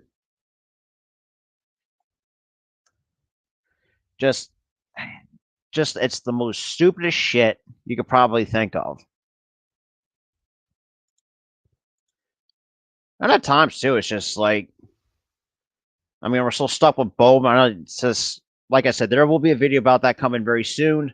Then I'll talk more about that in my show on Thursday night. So guys, do not want to miss out on that. because I'm gonna have a few people coming on and really break some things down. And so we can kind of just rant on there a little bit.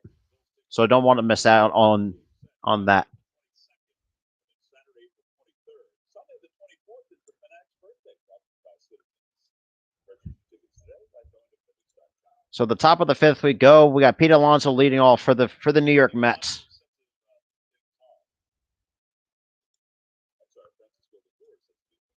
Or I'm sorry.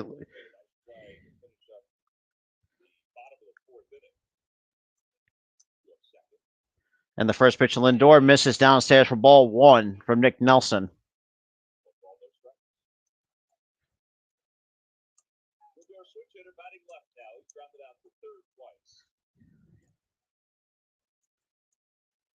And the 1-0 pitch. And pops up out of play for strike one.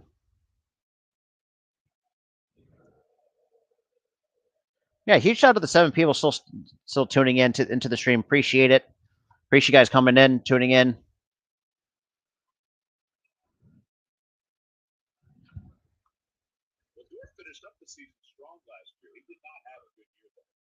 So time has been called by Lindor.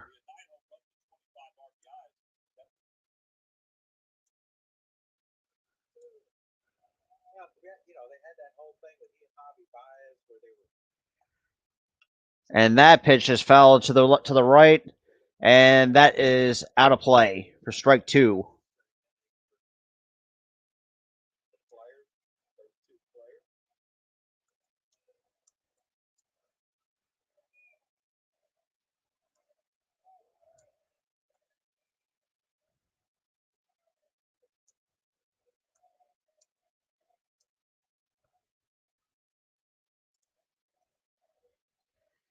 And here comes the 1-2 pitch.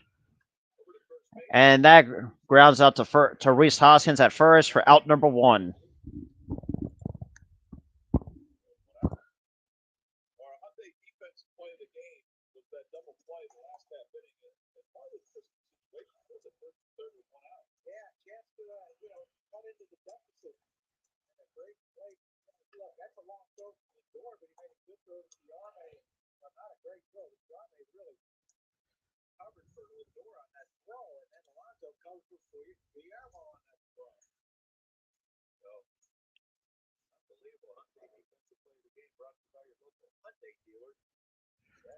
And the first pitch to Alonso misses upstairs for ball one.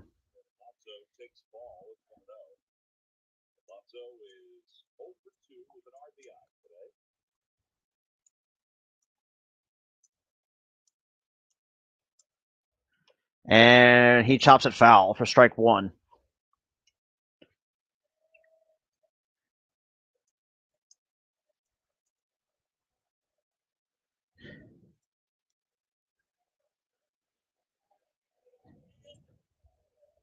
But huge shout out to the 5 viewers still sticking with me, especially on the Twitch side. I appreciate some Twitch viewers coming through. So count 1 ball, 1 strike in the pitch, and Harpen makes the catch for out number 2 here on the top of the fifth.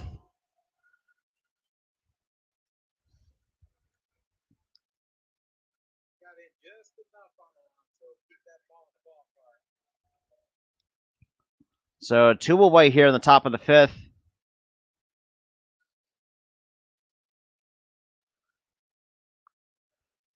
And we got Eduardo Escobar coming up.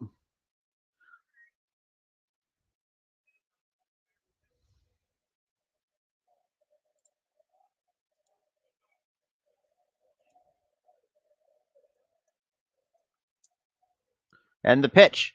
And he chops it to first, and that is a fair ball, and that is out number 3. To the middle half of the fifth we go. Phillies still down 3-0 here against the New York Mets.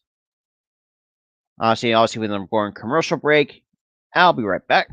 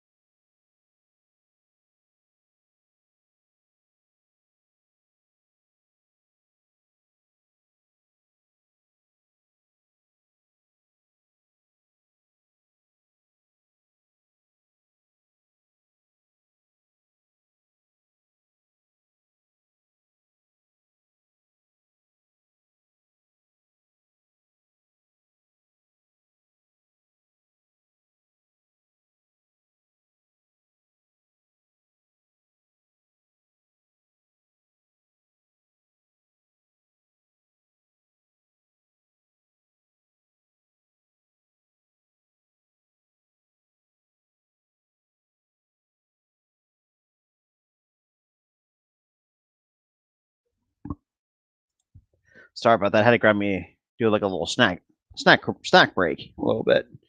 But hey, huge shout out to the 6 people still tuning into the stream. Make sure you leave a like on the stream if you're coming from either the Spotlight Sports streams or right here on the Philly Sports Talk podcast.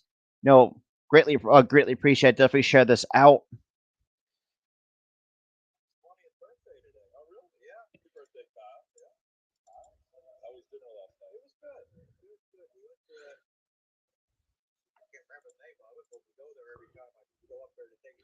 So now we got Didi leading off. Oh, good lord. Another guy that we should have just. And he takes a first pitch over for a called strike from David Peterson.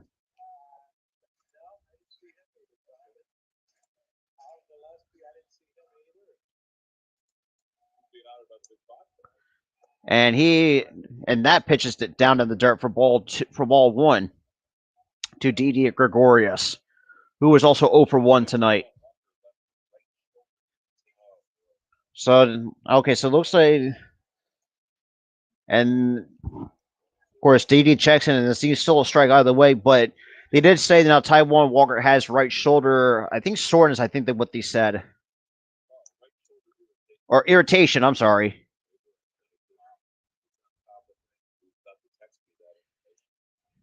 And the 1-2 pitch, and that's hit to Lindor, who is behind the second base bag and makes the play for out number 1.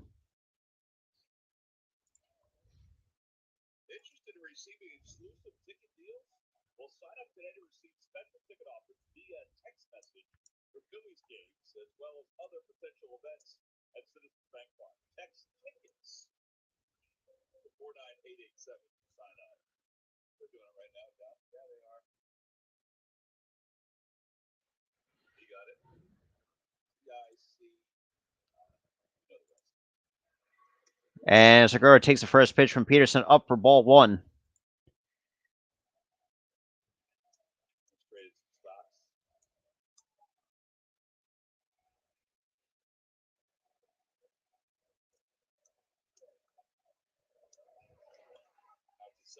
And another ground ball to second base, and that is out number 2. Just we can't learn how to drive the ball into the outfield. That is kind of the biggest problem with this team right now, how this team is playing. Oh, well, here's another easy out for Alec Bohm. I think Alec Bohm overall, I think it's just an easy out offensively and defensively.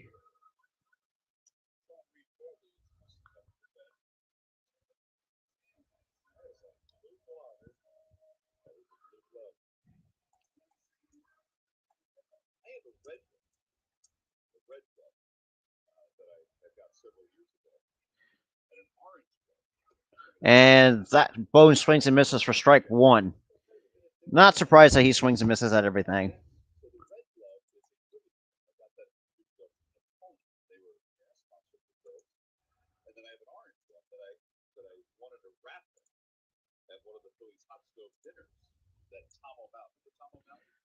And that pitch misses for ball 1. Shockingly, he didn't swing at that.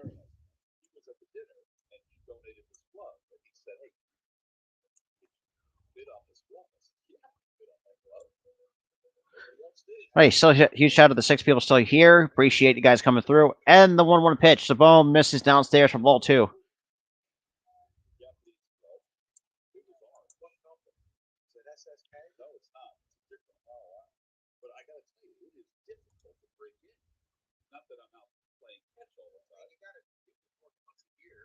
And the 2-1 pitch.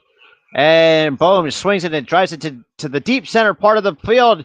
And that's going to look like a double for Alec Bohm. Shockingly, he actually gets on base. God fucking damn it. Nobody cares. Right.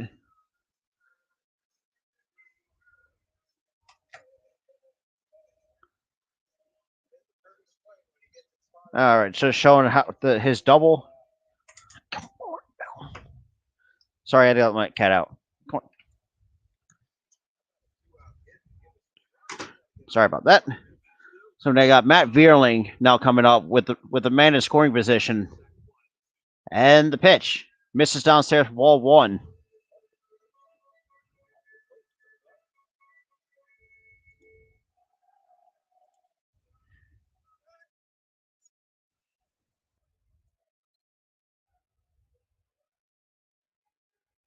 And the 1-0 pitch comes, misses upstairs for ball 2. And it's going to be a meeting on the mound between with Peterson and James McCann kind of talking it over.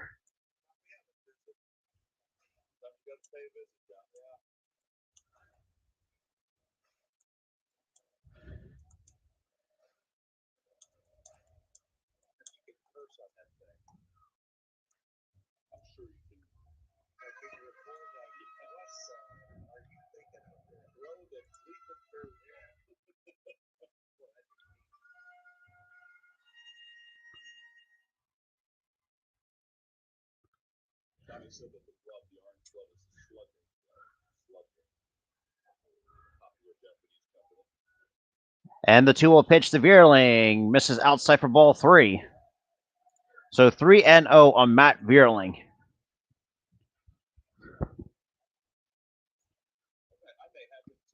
Huge shout out to the 7 people joining me today. Appreciate you guys for tuning in. Make sure you leave a like on the stream, share the stream out, hit that subscribe when you guys are new. So you guys will not want to miss any like play-by-plays like these. And a 3-0 pitch, and Vierling takes it for a called strike. Obviously, was taking the didn't get the green light, so he just took the first pitch, took that pitch for a strike.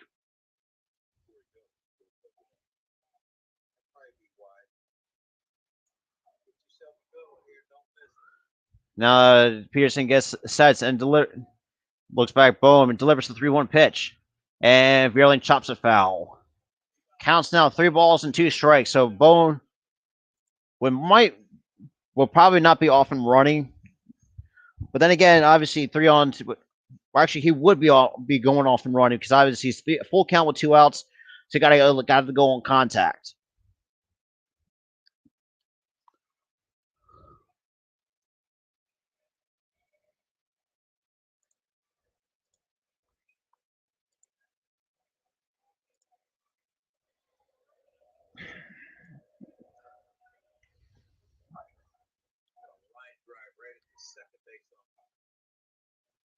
And the 3-2 pitch. Fairley chops it over the. And that is the end of the 5th. Fuck, man! Unfucking believable.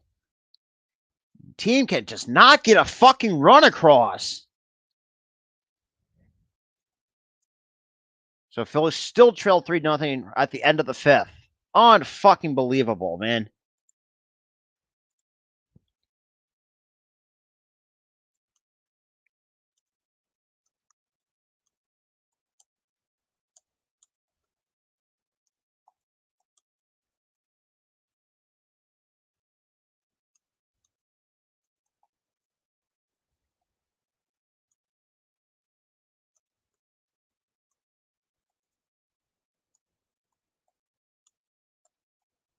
Unreal.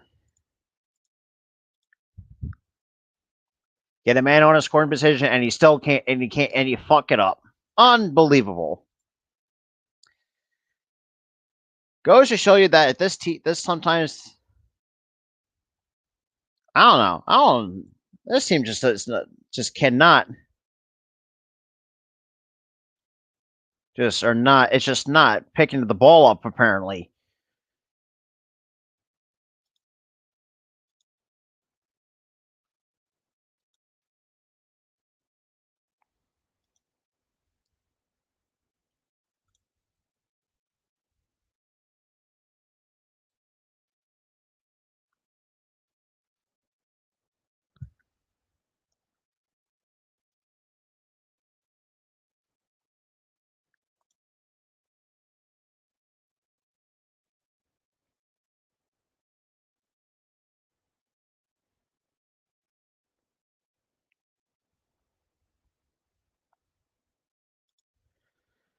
Okay.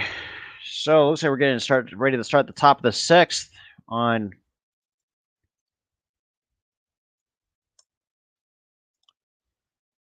All right, let me unmute my phone.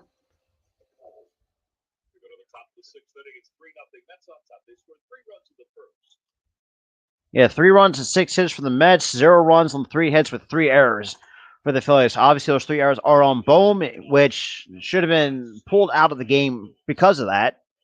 I'm sorry, but I don't think Bohm should be up here, up in the major league level if he's going to be like that. I'm sorry. But the first pitch from Nelson is over for a cold strike against J.D. Davis. And the 0-1 pitch.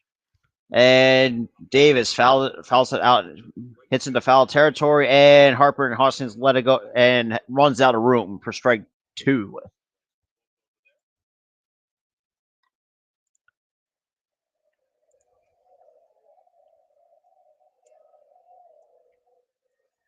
So no balls and 2 strikes on J.D. Davis here in the top of the 6th. And he is 1-for-1 with a walk and a single, and one of the 6 base hits. And swing and a miss, strike 3. Foul tip into JT's glove. JT hangs on for out number 1.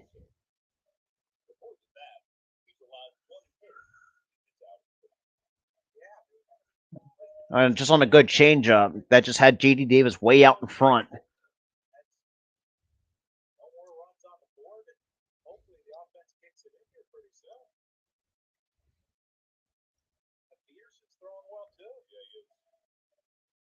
And the first pitch from Nelson, it misses just a bit outside for ball 1. Looks like to Mark Canha.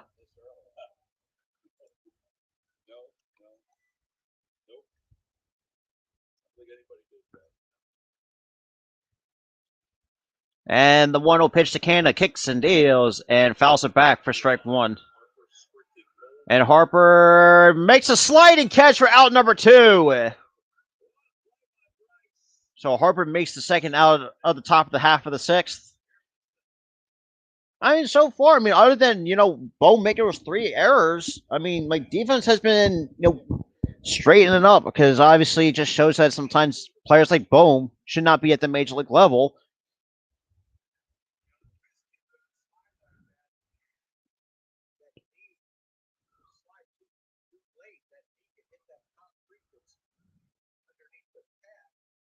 So we got 2 outs here in the top half of the 6th. And you got Guillorme now up. So Guillorme takes the first pitch strike from Nick Nelson. Damn, Rocky's got the. So apparently Rocky's got the win in extra. So damn. And the 0-1 pitch spikes and just bounces in the dirt for ball 1.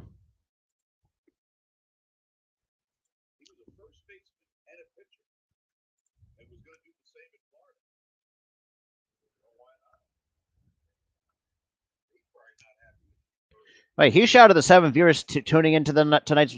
Yo, Jay Talco, what's good, my guy? And the 1-1 pitch misses a bit low for ball 2.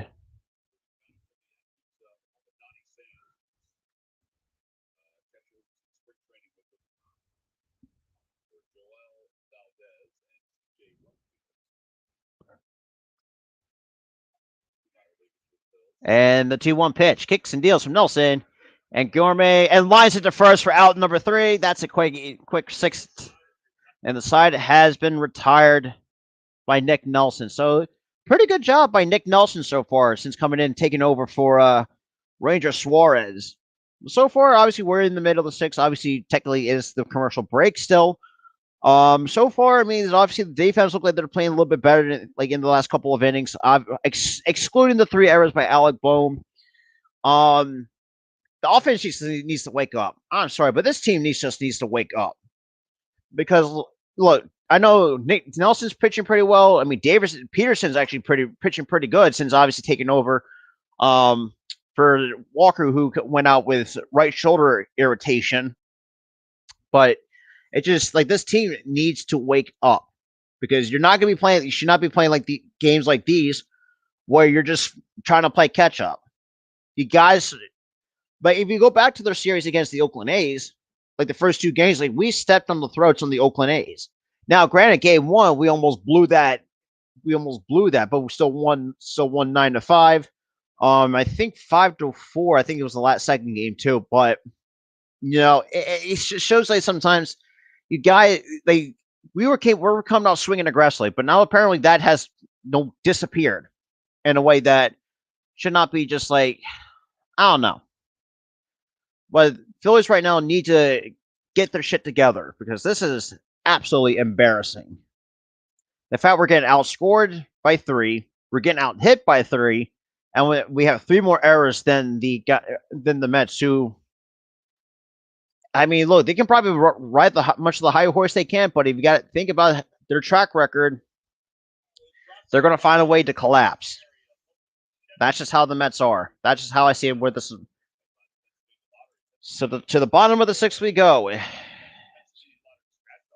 So, but the Mets still been shut out, been shut out the last since the 2nd inning.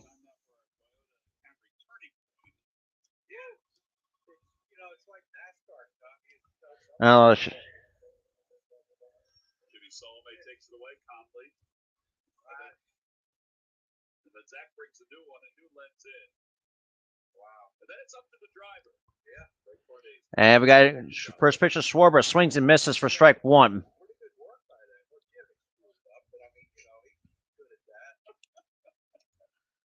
So no balls and 1 strike onto Kyle Schwarber. So to the top of the lineup we go. And the pitch. Like literally, like how many times do I have to say stop like leaving pitches down the middle? He's already over 2 with 2 strikeouts. Like it's kind of getting to the point where like you got to start realizing, like you got to stop letting pitches go by. And that's 3 straight strikeouts for Kyle Schwarber. Are you fucking kidding me?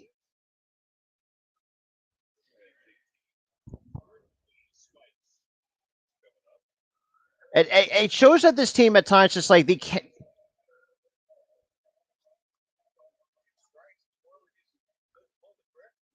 Like not just Schwarber too. Like this entire team cannot swing the bat. I mean, we only got 3 fucking hits. Somebody got JT coming up, who's over 2 with a ground out and a fly out, and that pitch misses for ball 1 to JT.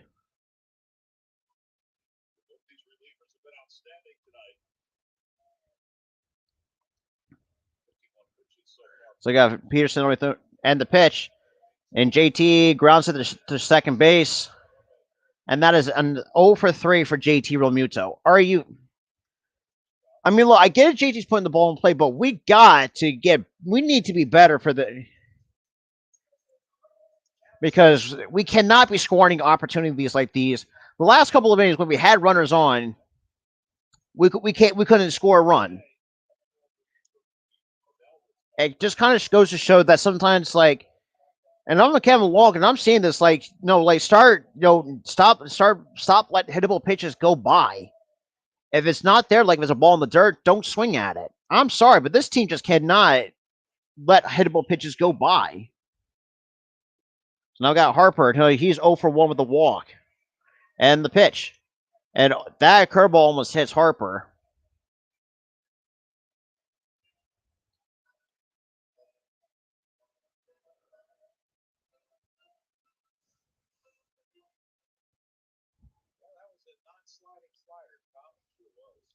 And the 1-0 pitch.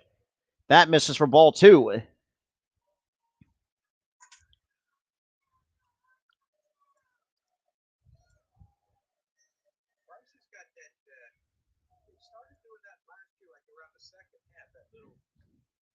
And the 2-0 pitch. And he fouls it back for strike 1.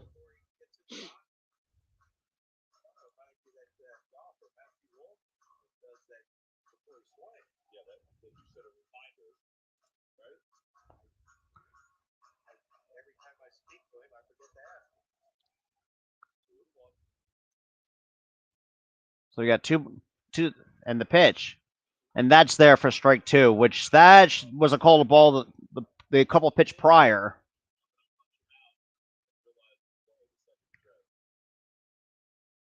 So in 2 balls and 2 strikes on Harper.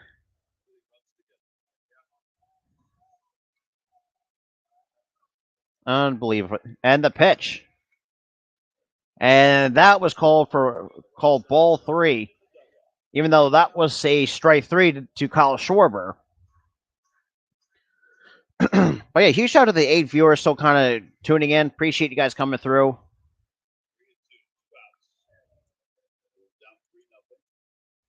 And the 3-2 pitch. And swings and misses for strike 3. All right. What is this team fucking doing? They can't hit. That's the problem. So far, we only have 3 hits and 3 errors. Those 3 errors are coming on Alec Bohm, Kevin. So most of the time, I think he definitely can. But defensively, I mean, we've been playing solid defense since what? Since after the second inning, we've been playing some lockdown defense, but we just can't hit. That is the problem right now. We've been we haven't gotten the hits since what, inning 4. It's just like this team is just, they're letting these hittable pitches go by. And obviously, too, like the strike zone's kind of, a little bit wonky because it's like, if it's like high above the letters, like you still, they just can't hit. That's basically all I'm saying. But obviously, after, Bone being the bonehead that he is, after costing us, basically gave up the 3 runs because of, pretty much just ruin what could have, this wouldn't happen if Bone just not make just not make these simple mistakes. Like, granted, yeah, he's still trying to figure something out, but damn, like, that's why you had the minor leagues for it. That's right. For me, I would say, just send his ass back down to the minors and let Stott take over. Because I think Stott overall, I think is a bit of a better defender than Bone. I think, and then, I know Bone's been up here for a lot longer than Stott, but I think Stott has proved, like, even though he's a rookie, but Stott proves, like, I think Stott can do a better job than Alec Bohm. Plain and simple.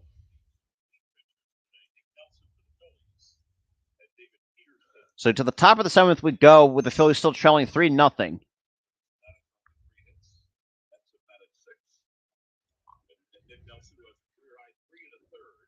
So Nick Nelson going back out to his 4th inning of work. So back to work for Nick Nelson with the. So got James McCann now leading off for the New York Mets. Plain and simple, man. But huge shout out to the 9 viewers still watching the stream. But I do appreciate you guys tuning in. But that pitch from Nick Nelson is up and away for ball 1 to James McCann, who is 0 for 2, and one of the people that reached on the error from Alec Bohm, or it's just called Bonehead, just not making the right smart decisions. And that pitch just misses upstairs for ball 2 to James McCann.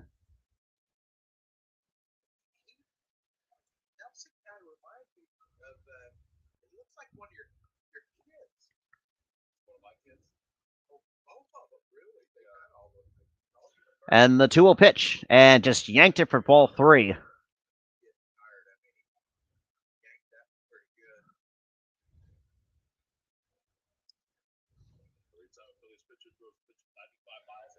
Okay.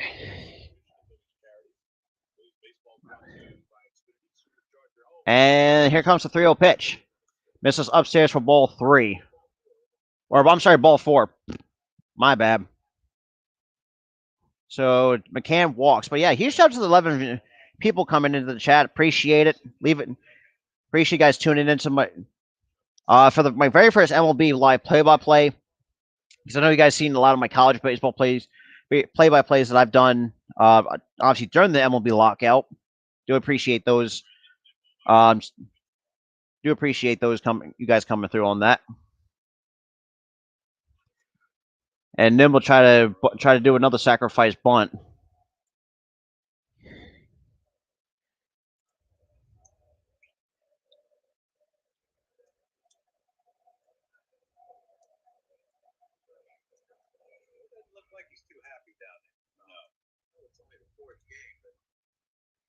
Last 2 games, the offense has been quiet, right? Why? Sluggish.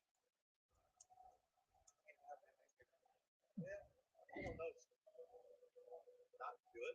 That sluggish. Yeah, it's kind of the same category. Yeah. And again, it's the 4th game. Yeah, granted, it's the 4th game, but we got to start playing better. So we got Dominguez now warming up in the bullpen for the Philadelphia Phillies. But hey, he shouted. Damn. Down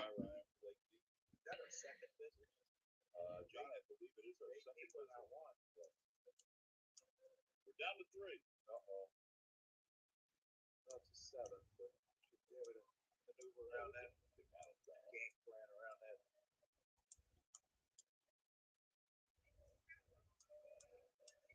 And the 1-0 pitch misses for ball 2 to Brandon Nimmo. Yeah, for those who are new coming in, make sure you leave a like on the video, like on the stream, hit that subscribe button if you guys are new. We're going to try to get to at least maybe like 405 to 410. But right now, the next pit stop is like 415. Maybe so let's try to at least try to get close to maybe like. And Nimmo drives it to right, and Harper makes the catch for out number 1. And almost try to guns out McCann, but just.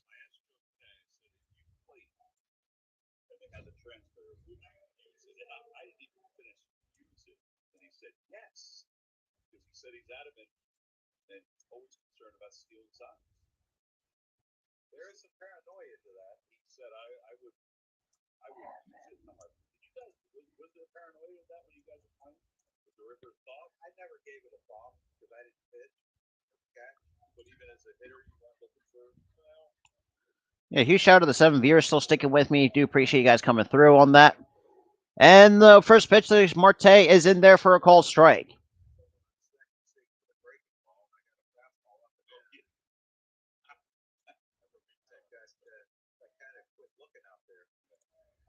Oh my god! But yeah, huge shout out to the 6 people still watching this, still tuning into the stream. Appreciate it.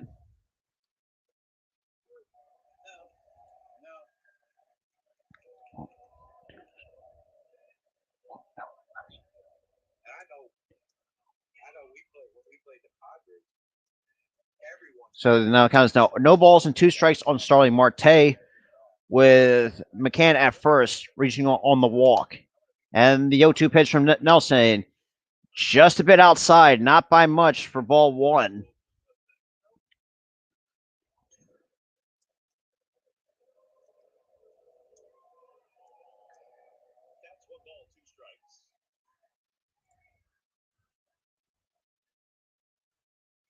And we got 1 ball and 2 strikes on Starling Marte.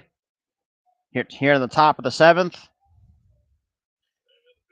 And the 1 pitch. And Marte fouls it back for strike to keep the count alive at 1 ball and 2 strikes.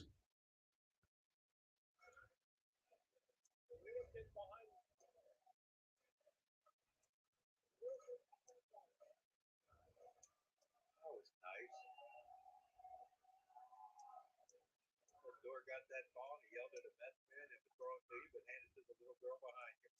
That's exactly what happened. And the 1-2 pitch misses downstairs for ball 2. Hey,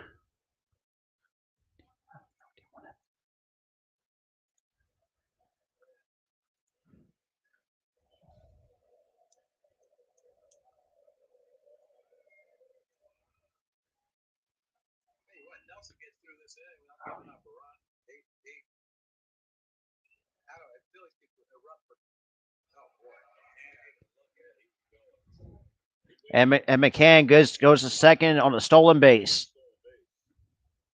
He had 1 last year. He has 1 now.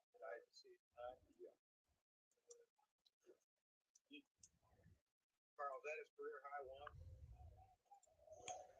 It is the element of surprise. I mean, he took off before. Almost before Nelson even came set. So got 3 balls and 2 strikes. And the pitch. And fouls it, and it still remains 3-2. He would just take off. Pitcher comes set, he would take off. 99% of the time, I was saying, I said, what are you doing? Snag that thing. Snagged up. Yeah, that's not a good place to be snagged. Hey, huge shout out to the 9 people tuning into the stream. Do appreciate you guys tuning in. And the pitch. Marte drives it to center field, and Verlaine makes the catch. And McCann gets back to second easily.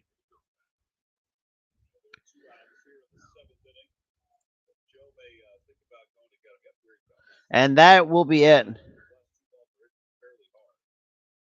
And that will be it for Nick Nelson, who actually done a pretty good job out of the bullpen.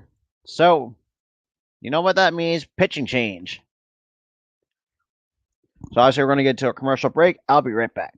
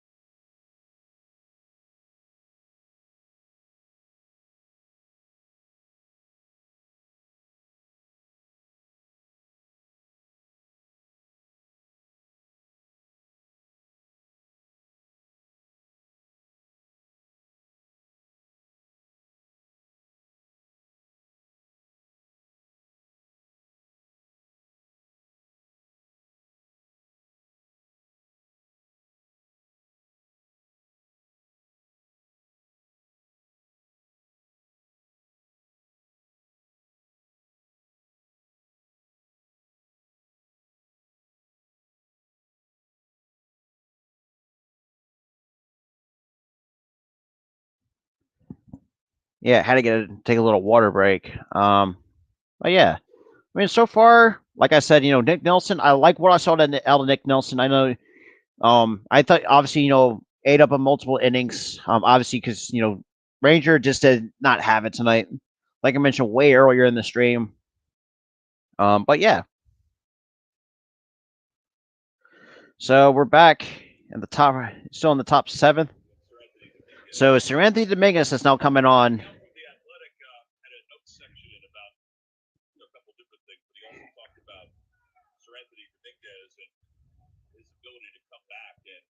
A lot of time because of the Tommy John surgery, the pandemic. And the first pitch from Dominguez is missed a little bit high for ball 1. To looks like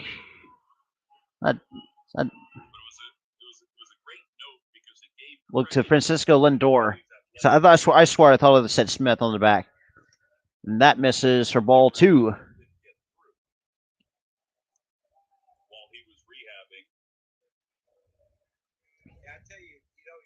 That much time, and it's a long, hard, lonely road.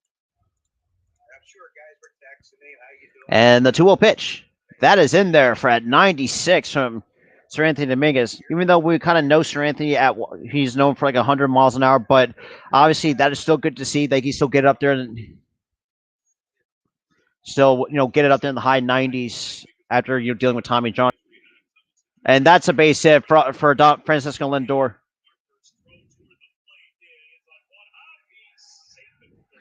And McCann is now safe at the plate on the throw from Bryce Harper.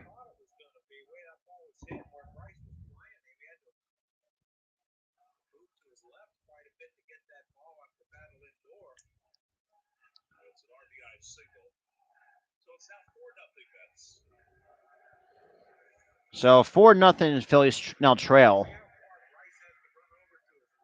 Unbelievable.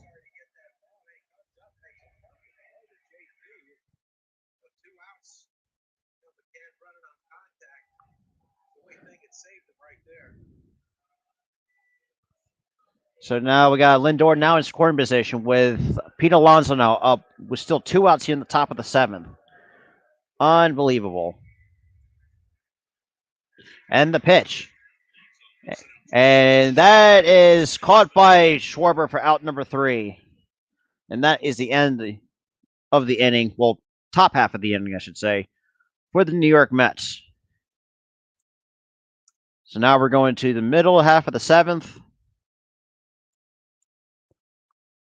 But yeah, appreciate for those who are tuning in. Definitely greatly appreciate that for tuning in to my first MLB Live play-by-play, which And I'll say this too. Thank God it's to have baseball back because obviously, finally, I know a lot of us kind of just miss having baseball around.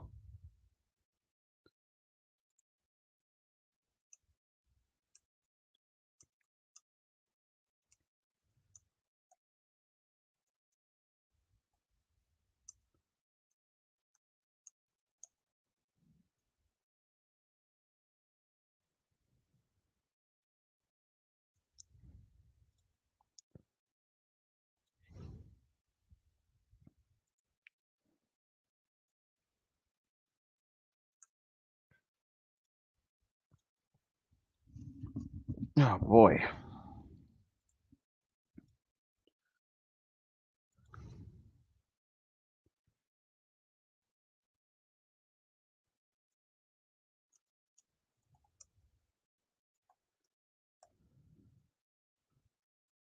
Yeah, huge shout out to the 9 viewers, coming in and just tuning in. If you guys are tuning in, and I appreciate you guys from the Philly Sports Podcast, or you're coming in from the Spotlight Sports streams. Leave a like on both streams. Definitely hit the subscribe button if you guys are new to both these channels. And we're also coming to you live on Facebook, Twitter, and my Twitch channel. I don't know why I said almost Instagram, but that'll be another blooper you'll see on this stream. Yeah, it seemed like the Mets, the one thing the Mets did on him tonight is kind of diving out on him, just trying to hit the ball where he's pitching it. And if he's going to throw it on the outside part of the plate, they were taking it that way. A pretty good attack. And now. A huge shout out to the 8 viewers still here, still sticking with me in the chat. Appreciate it. Huge shout out to Steve G, J Taco, Kevin Pine, Earl Cole, Nightings. Appreciate it for people who are coming through Facebook. Key. He had just thrown that ball to home plate, moving to his left, so putting some strain on the elbow as it is. But I mean, you're playing with it like that. Obviously, something's a little bit wrong here. That's interesting. And there's Bryson Stott getting his stuff on and ready to go. Yeah, I mean, you got to hope Harper's all right. That's not a good thing whatsoever. We're going to see. So we got Castellanos still leaving off with Trevor May coming in, and first pitch, Castellanos is outside for ball 1.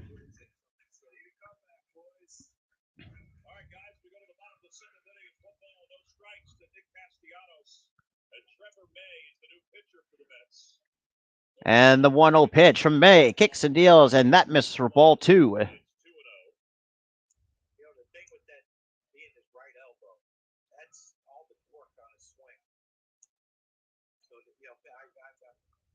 He can always DH. It's probably going to hurt him worse to swing. And off the end of the bat for Castellanos. Yo, what up, Dante? Yeah, huge shout out to the 5 people coming through Twitch, though. I appreciate you guys coming through through my Twitch channel.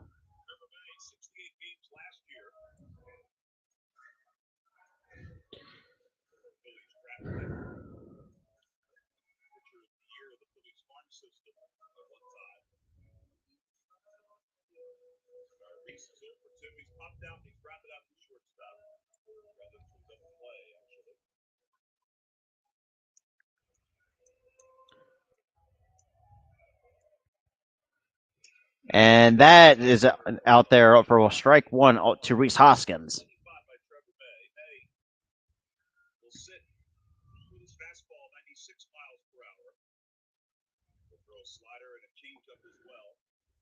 I don't know, man.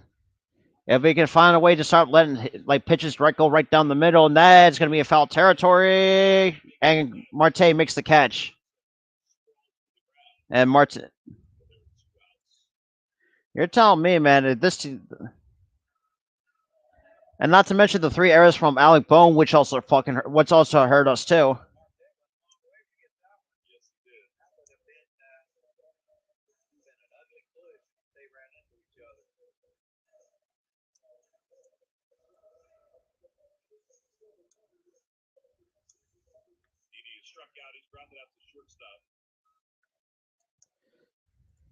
Hopefully, we need it. And the first pitch to Didi, 80 swings and fouls it back.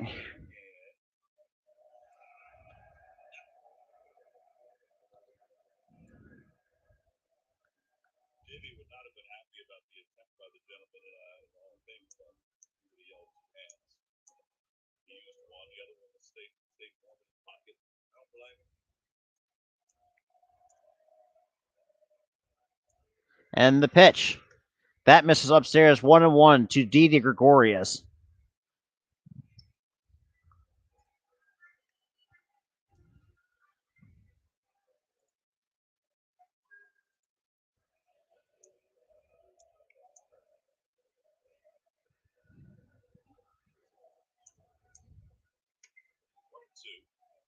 Slider we talked about. It was predominantly fastballs, but then we'll throw the slider.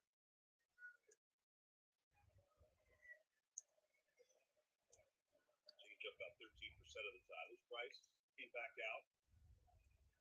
Maybe it just got like a little nerve impingement that just elbow went off. And the 1-2 pitch. And Didi fouls it back to stay alive in the count. 1 ball, 2 strikes. Still the count on Didi.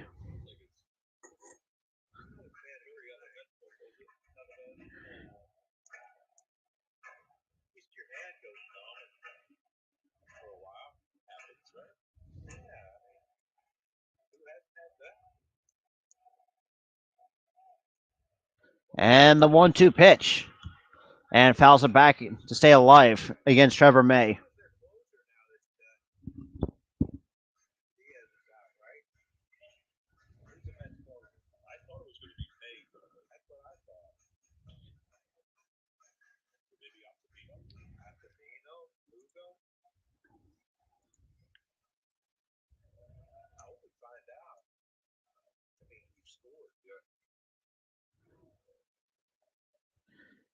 And still the count 1 ball, 2 strikes on Didi Gregorius.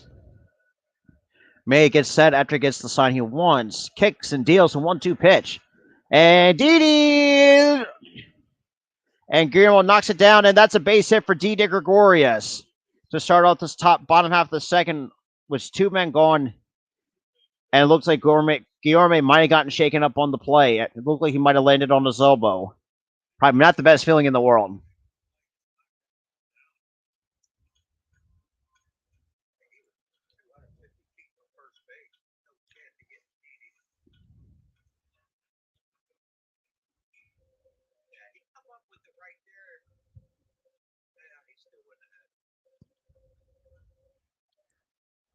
A huge shout out to the 7 people still sticking with me. And the pitch to Gene, and that. And Escobar goes to second, and that's the end of the inning. Unbelievable. We get 4 hits, and we can't take advantage of it. Like, this team is just unbelievably bad on the offensive end tonight. Just super bad. That's just embarrassing. The fact we're getting outscored and we're getting out hit by a team like the Mets on paper that have great talent, but they find a way to collapse. Plain and simple. Well, that's just how that just not probably one of their nights. Yeah, people just. But yeah, unfortunately. I would disagree because we're down 4-0. We gave up 7 hits, and Bone costed us 3 errors. So basically 3 of those runs were kind of basing on Bone because of that. Whereas like Ranger was not good. I mean, didn't really have it. None of these players are having it tonight.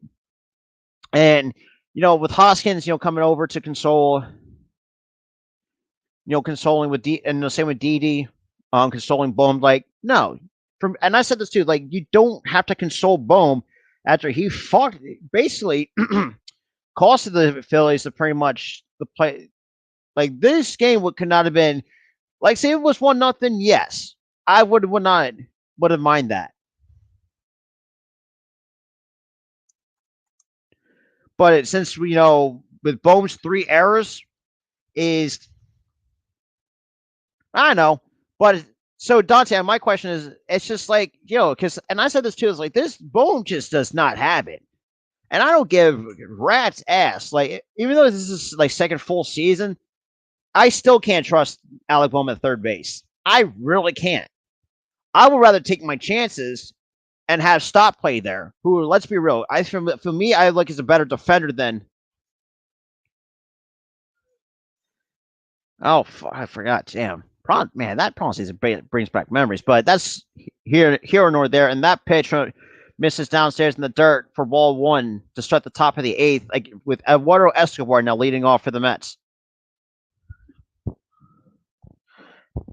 And the 1-0 pitch from Dominguez misses downstairs for ball two.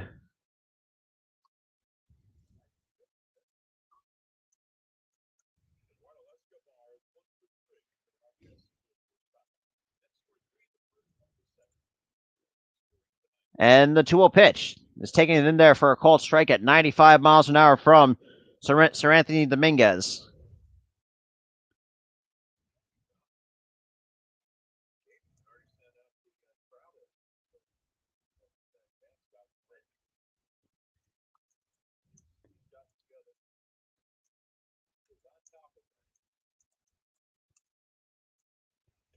And that's swung on a miss strike two from Sir Anthony Dominguez.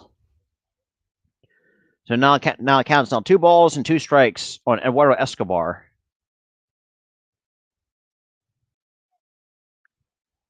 Hey, we're letting. Tell me about it, Dante. We were letting the pitches right down the middle. They're just taking that the first pitch. It's and that misses outside for at 98 from Sir Anthony Dominguez. But going back to my thought is that we've been letting some hittable pitches go by, and we're not taking advantage of that. Plus, like I said, the 3 errors because of from Alec Boehm just could not make the right decision and not hold it. And ball four, which that was basically could have been 2 strikes right there. I don't know, man.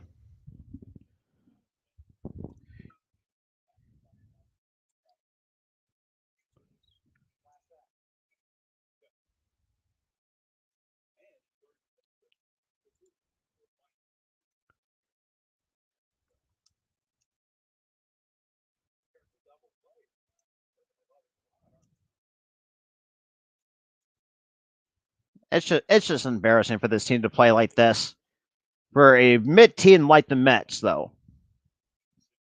And the first pitch swings and misses by JD Davis, but it's still early in the season. It is game four for both teams, so I mean, kind of does.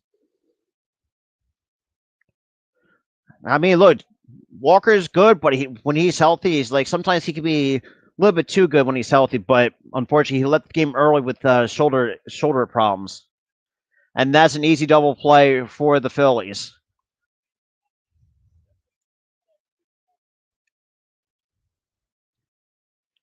Yes, I see. I agree with that. But ever since the 3 errors by Bowman the first, we've been playing. We had some lockdown defense ever since then, which is crazy to think because it's this team, we just I don't know. But yeah, I do kind of understand where you're coming from because I've seen some of the highlights. But it's just how much longer if you're the manager you should be saying something that not letting pitches right down the middle to let it go by. At least take a hack at it and take a chance on it. You know. And the pitch, and that's out on the outside corner for strike one. And Canada can't believe it.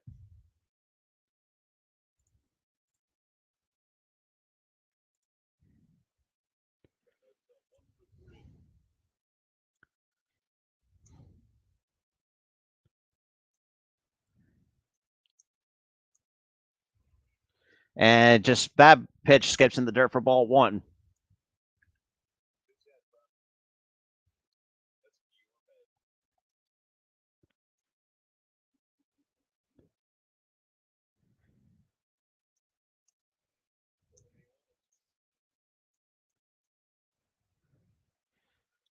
And that's outside on the outside corner for strike two.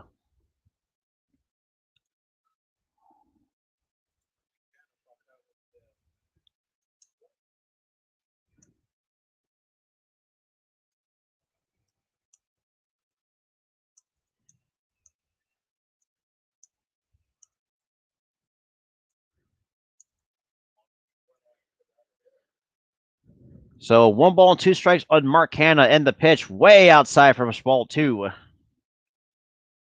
Hey, he shot at the 2 people or the 4 viewers still sticking with me since we're more than 2.5 hours into the stream. Appreciate you guys tuning in.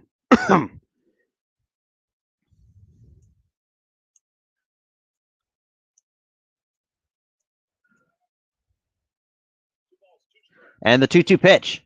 And strike 3 called at 95 on the inner half of the plate. That, my friends, is the end of. We're going to the middle of the eighth. Phillies still down by 4. Unfortunately, this.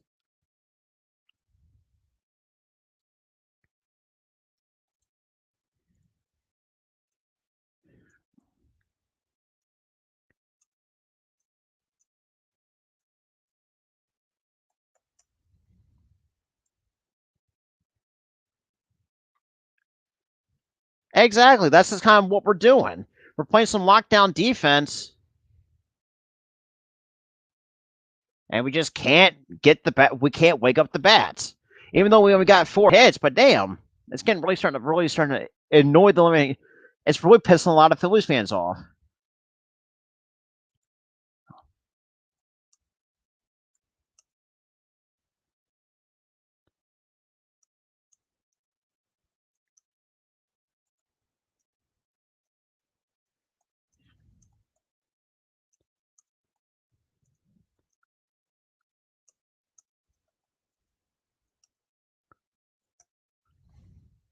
Plain and simple, man.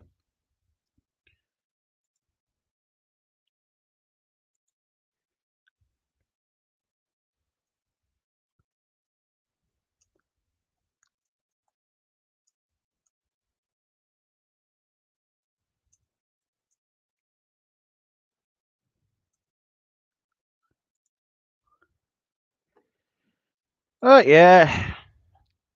Even though it's going to be annoying, I mean, I'm going to be kind of a bit mad at this loss, but I'm not going to go like full overreaction because it's like, granted, it is still early in the season though for most of these teams. Yeah.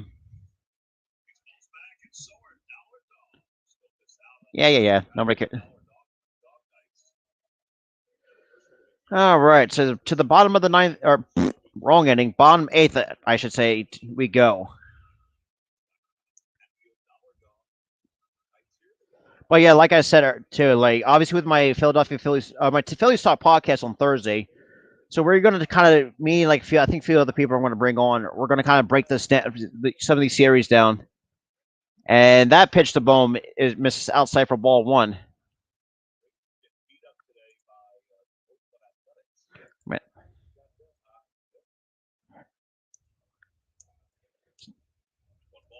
And the 1-0 pitch misses outside for ball 2 to Alec Bohm, who is 1 for 1 with the double.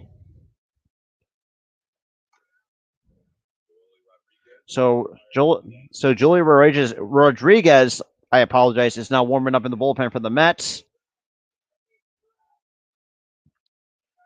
And that pitch misses for ball 3. So 3-0 on Alec Bohm. Or I like to call him Bonehead. Obviously playing on his name for Bonehead. It's just kind of get to the point where it's just like, how much longer do we have to stick with Alec Bohm and his just bad, terrible defense? I lost count of track of strikeouts. Because we've been striking out, we've been flying out, we've put a lot of balls in play on the ground. We just could not just get like solid hits. I mean, other than Bohm was the only one with an extra base hit, and that Bohm fouls it back. But yeah, so Bohm's the only person in this lineup that has an extra base hit. Everybody else who has had a hit was a single. Pretty much about it. That's just so bad. But like I was saying, I'll talk about more of this, and kind of breaking down, the first, this first couple these 2 series or the homestands that the Phillies are hosting on my show on Thursday. And the 3-2 pitch. And Bohm takes it upstairs for ball 4. I still do not care about if he gets on base. If he can play solid fucking defense, which I doubt he.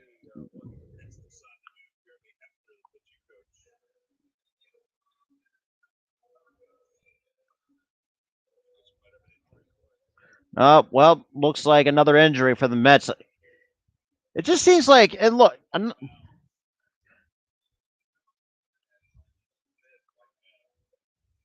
ooh, that's not good because May looks like he's clenching his fist, and it looks like I don't know what kind of injury he might have sustained, but you just don't like seeing that. Just you, and like I said too, like, and same with Taiwan Walker, and I actually did like Taiwan Walker as a player because I think he's still. Unfortunately, it was just he's this is unlucky. He had still dealt with the injuries that he has dealt with. Um, but yeah, so right now we're going through a pitching change. Yeah, but yeah, I mean, you just really don't like seeing pitchers really getting hurt, especially now. Obviously, you know,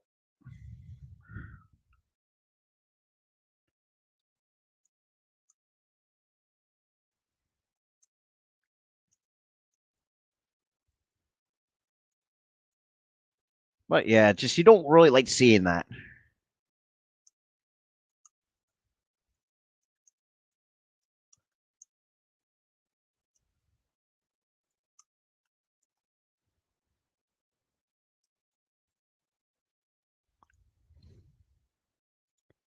Hey, here's how there's three people still sticking with me. Obviously, through a commercial break.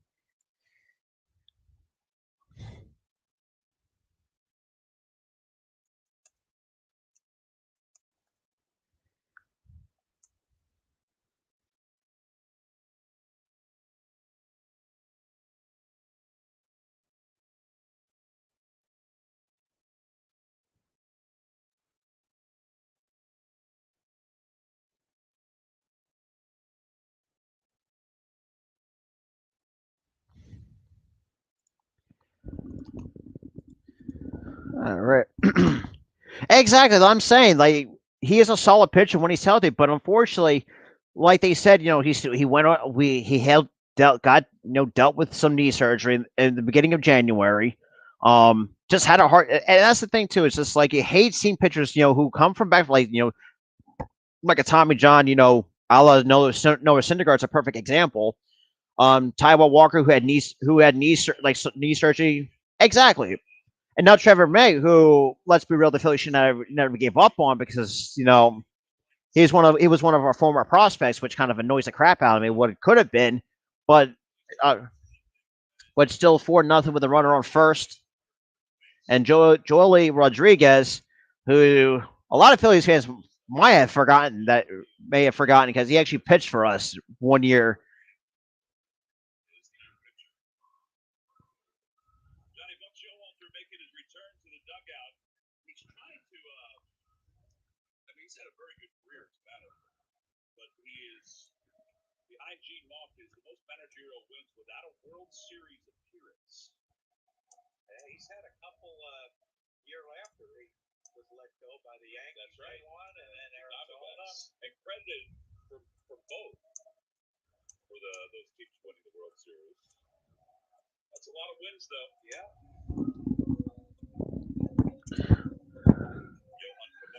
So Camargo's now coming off to be a pinch hitter.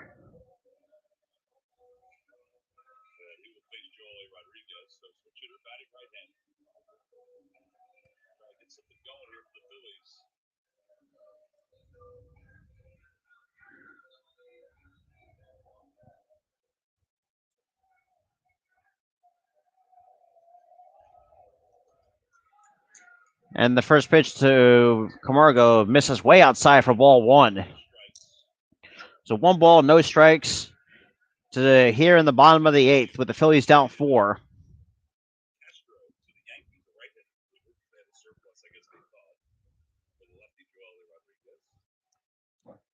And Rodriguez kicks and deals the 1-0 pitch. And that is in there for a strike one.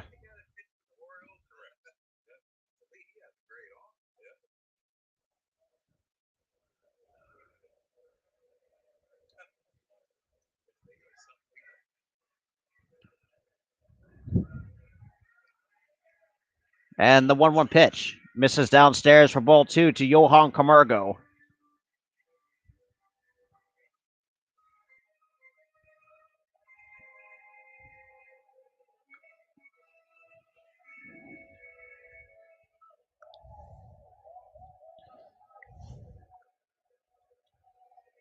And the 2-1 pitch.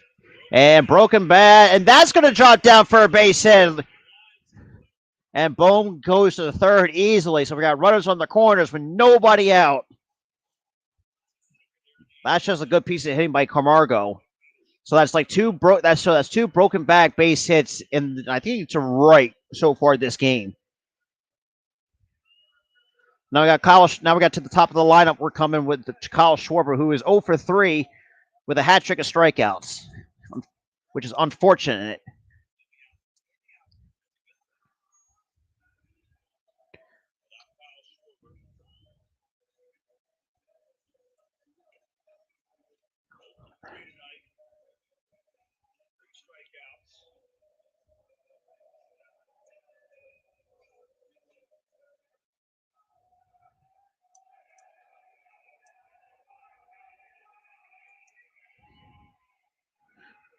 And the first pitch to Schwarber, that's misses inside for ball 1.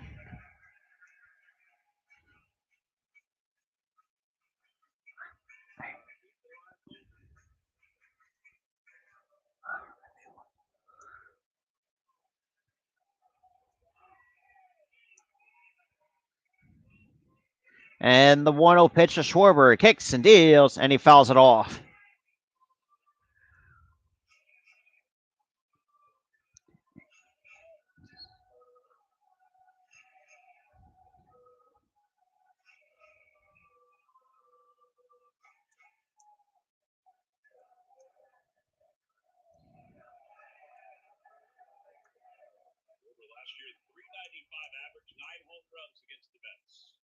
And the 1-1 pitch misses inside for ball 2.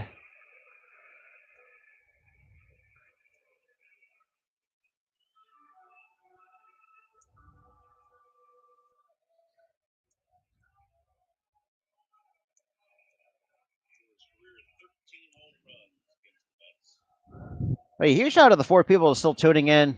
You guys tuning in. And swinging a miss, strike 2 for Kyle Schwarber.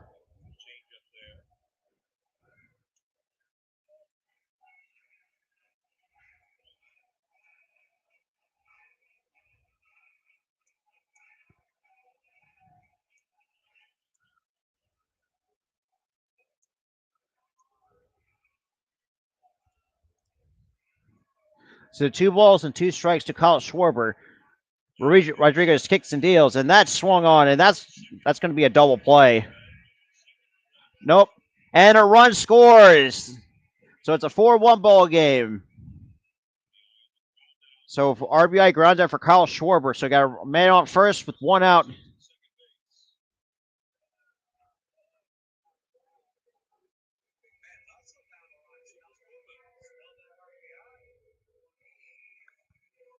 Oh, come on, Key. What did?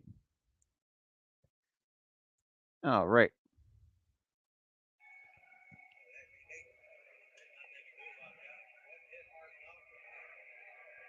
So Phillies are now down by 3 here in the bottom of the 8th with one out.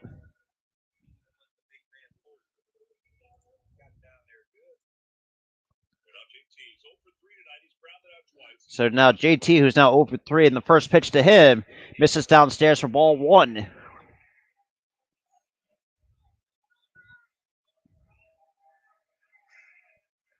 Because they did say Edwin Diaz is out for the Mets to be their closer. So, or their closer's out, or basically basically unavailable. So who knows who's going to be their closer? And the pitch misses downstairs for ball 2 to JT Real Muto.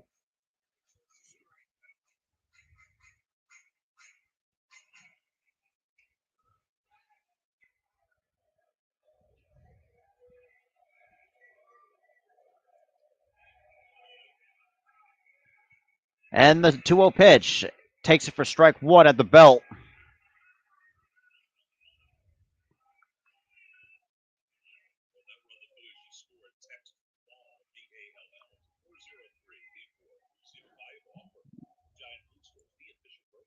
And the 2-1 pitch kicks and deals, and that's there for strike 2.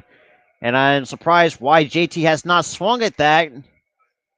Like, it's kind of getting ridiculous to the point where, like, you know, like, because you really need to start getting these teams start getting it all together.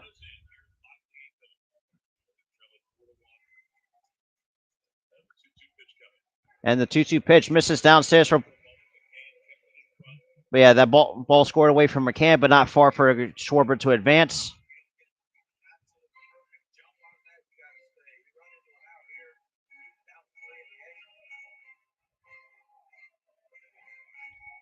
So 3 balls and 2 strikes on JT. They got Seth Lugo now warming up in the bullpen for the Mets. And the 3-2 pitch. JT hits a deep to left. See ya! Home run, 2-run homer for JT Realmuto. That is, Phillies are within 1. It's about time you wake up the goddamn bats. Jesus Christ.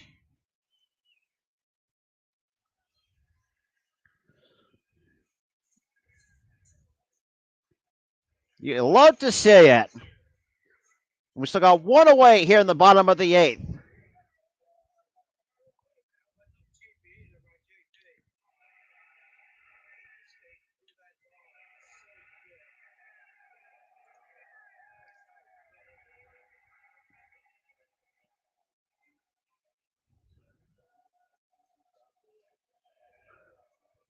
And we got Bryce Harper now coming up. With 1 man gone, facing Joely Rodriguez, who gave up a 2-run homer to JT. And Harper chops it foul. It's a little bit out in front.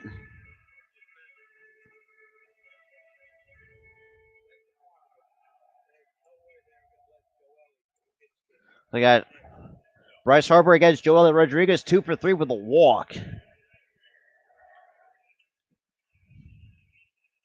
Now we got some MVP chance or MVP3 chance going for Bryce Harper.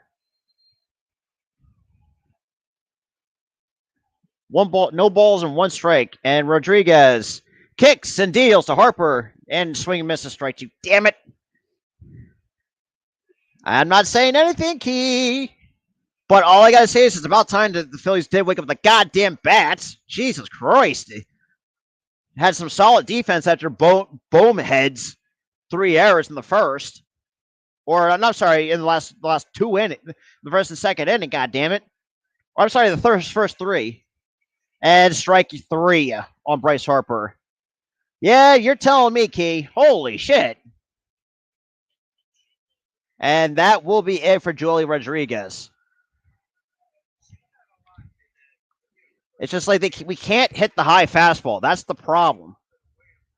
So now you got Seth Lugo now coming in for the New York Mets. Jesus fucking Christ. But yeah, huge shout out to the 6 viewers tuning into this stream. Appreciate it. Make sure you smash that like button and hit the subscribe button on both channels. We are coming to you live also from my channel, the Philly Sports Talk Podcast, and the Spotlight Sports streams. Do not want to miss out on any good content. Make sure you have that notification bell turned on so you guys will not miss any play-by-play streams like these. But still, like, yeah, it's just like, and look, I mean, and I'm surprised it took this long for them to actually wake up the goddamn bats. You know, Schwarber 0 for 4. You know, the fact that Bone caused 3 errors in three separate innings. But ever since that, after the 3rd inning, we've been playing solid defense ever since. You know, I mean, this team at times is very hot and cold.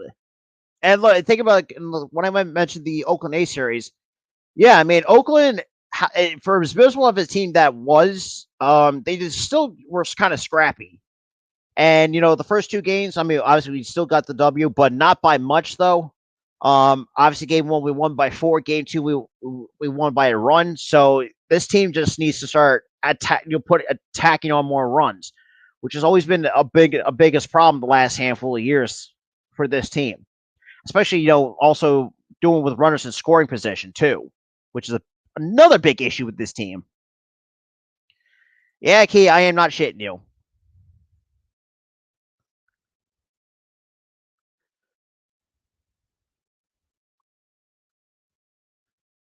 Oh, Hey, God, I'm pretty sure you don't remember Jolie Rodriguez pitching for us one year. I thought he was okay during this time here in Philadelphia, but I don't think he was as no. So now I've got Seth Lugo coming in. Two men gone. Last season, appeared in 46 games, a 43 record, one in five save opportunities. And of course, can't get the goddamn graphic out for much longer, so I can read it to you guys. Now we got we got Nick Castellanos coming up, who is he's also 1 for 3 tonight. Damn. But yeah, huge shout out to the 6 people, 4 from YouTube. Damn. Appreciate you guys coming through on these streams though. And the first pitch to Castellanos, and he swings a hanging curveball for strike 1. God damn, my eye fucking itches.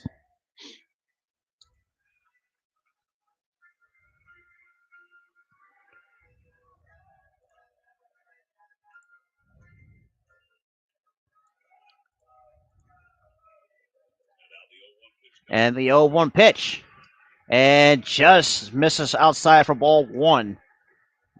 For Castellanos, that was too close to take.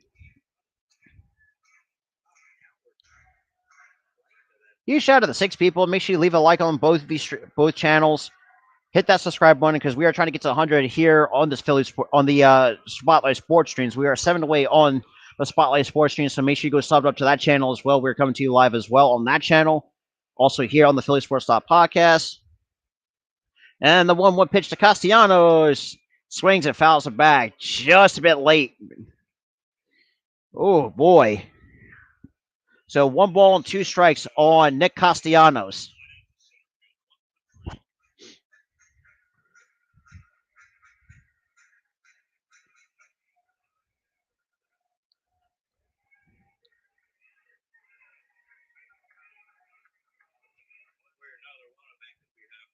And the 1-2 pitch. Fouls it back to stay alive in the count. 1 ball and 2 strikes.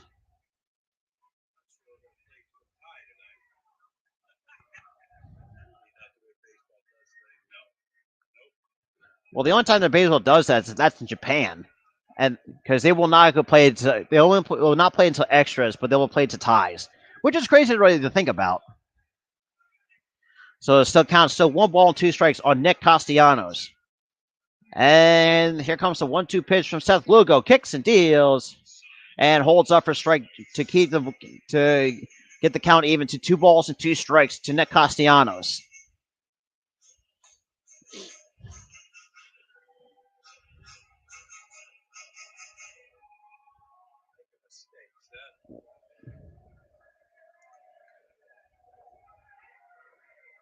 And the 2-2 pitch.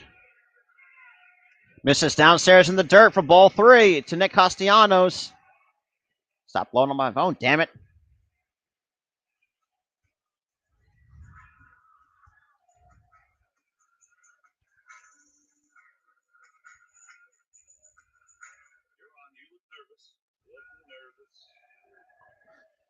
So 3 balls and 2 strikes, Nick Castellanos. Lugo, he kicks and deals, and he walks Castellanos. So we got a runner on first.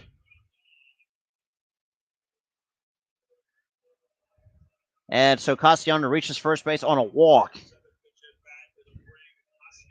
So we got Rhys Hoskins now coming up with Castellanos reaching on the first base with a walk.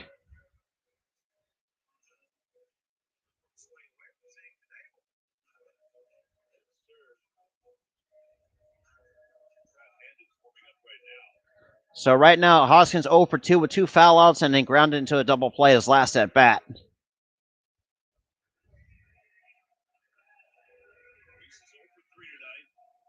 And here comes Lugo. Stetson kicks the deals the first pitch. Oh, and Hoskins just took a nice hack at 95 mile an hour fastball right down the middle and just was a little bit late. But yeah, huge shout out to the 8 people are tuning into the stream. Definitely appreciate you guys coming through. Make sure if you guys are tuning in from Twitch, come check out my channel. Also follow my Twitch channel too, which is linked down below in the description. All my social media is down in the description. And check us out. All of the partners at the Spotlight Sports Network on the spot, and also link in the description as well. And the 0-1 pitch misses way outside for ball 2 to Rhys Hoskins.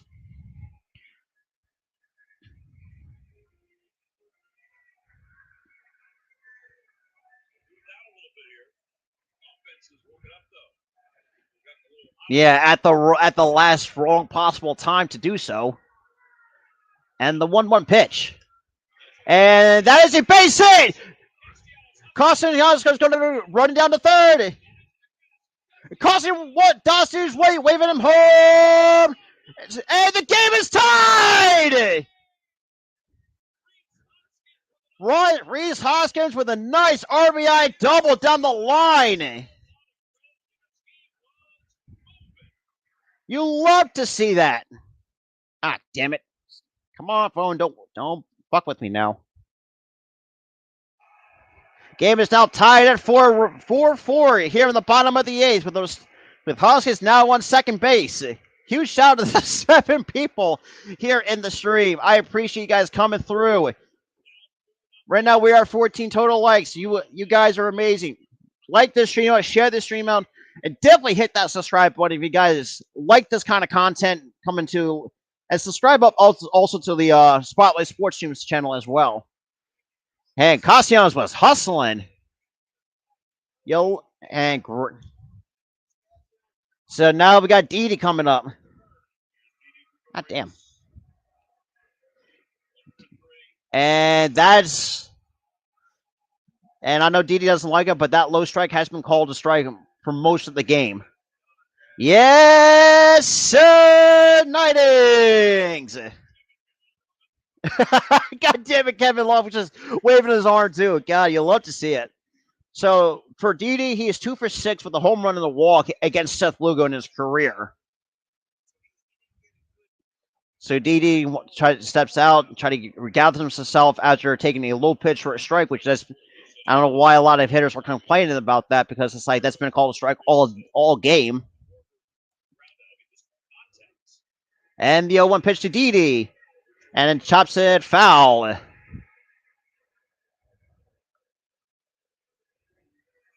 You love to see it, though.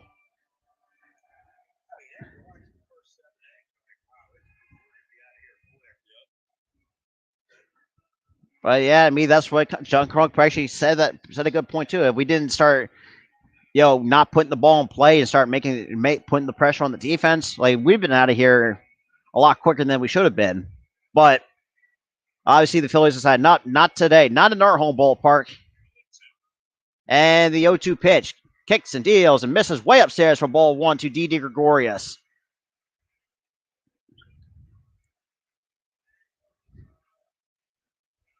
Yeah, you'll love to see it, but huge shout out to the 7 viewers, tuning into the bottom half of the 8th here live on the Philly Sports Talk podcast channel and the Spotlight Sports Teams. Or if you're watching on Facebook, appreciate you guys are tuning in from there as well, even on Twitch, or if you're watching from my Twitter or from Twitter, and crowd's getting into it. Huge shout out to the 8 viewers still tuning into the stream. Appreciate you guys coming through. Hey, Mike, appreciate you coming through. Hey, not a problem. You'll love to see it. Yeah. But the fact that it took the Phillies this long to finally wake up is crazy to say the least. But I hope, but like I said too, like, try to at least make. So far, I mean, last handful of innings, man, it's been pretty good so far on both sides. But a huge shout out to the 8 people tuning in. Appreciate you guys coming through on that. Really means a lot. So we are officially. And Didi! And that's another base hit for Didi! And that's going to bring another run score! Didi comes through with an RBI double of his own. Phillies are up by 1, 5-4. 6 Phillies put up a 5 spot here in the bottom of the 8th. Holy shit! You'll love to see it.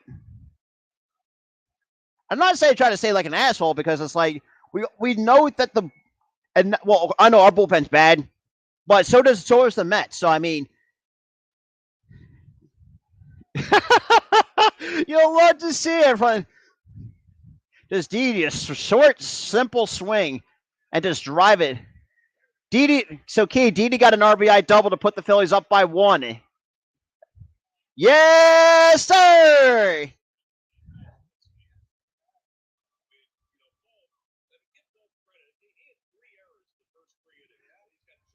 Hey, hey, you can definitely see it, Keys. Like really.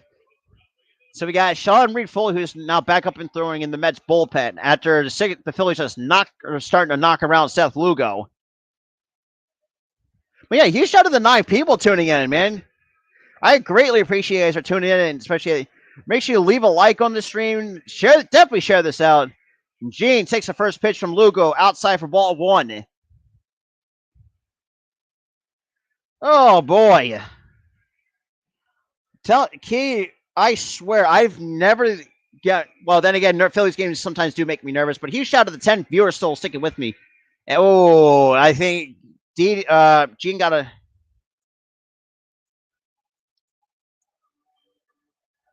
Just got a little bit too anxious. So counted. So Mets overall this inning in this half inning, 40 total pitches has been thrown this total half inning. Because obviously Trevor May got left of the game with an injury. We don't know what it is. You really hate to see that. And the 1-1 pitch hits the outside corner for strike 2, and I'm surprised Gene actually let that go because it's like that could be should have been because a lot of the hits that obviously Camargo broken back single off the outside corner. So does Nick Castellanos. So I mean, it's just like we gotta start taking. Swing and a miss, strike 3. So right now,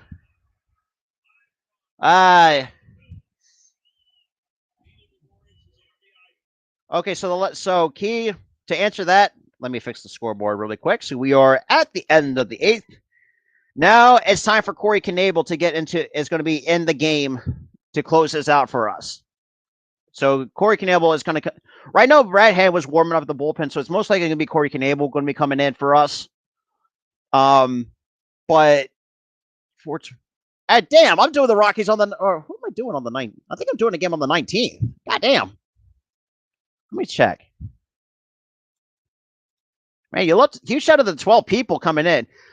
I appreciate you guys are coming in. Yeah, for those who are new coming in, smash that like button if you're watching from the Spotlight Sports Network or the Philly Sports Talk podcast. Let's get these numbers up. Let's raise the like total up in here. If you guys are also new, hit that subscribe button if you guys are new to the channel as well. Yeah, so Key, I am doing I'm doing Rockies game 1 on the 19th. So you and I are doing the Rockies. For me, I don't want to. For me, I'd rather do baseball because I think my time doing basketball, like play-by-plays, are done till next year. But yeah. So officially, we are 13 subscribers away from 415. I appreciate you guys for actually kind of helping me get to the 400 subscriber mark. Like I said, that I have announced it on my, I think on my Twitter, and I think I posted on my Facebook too, that I will be holding a merch giveaway. When that is going to be unknown at the moment because I'm still trying to find a right date to do that. But don't worry, and that's the thing too. It's just like, but yeah. So to the top of the 9th we go. Oh fucking hell! Jesus, cheese and rice, Batman. So to the top of the 9th, here we go.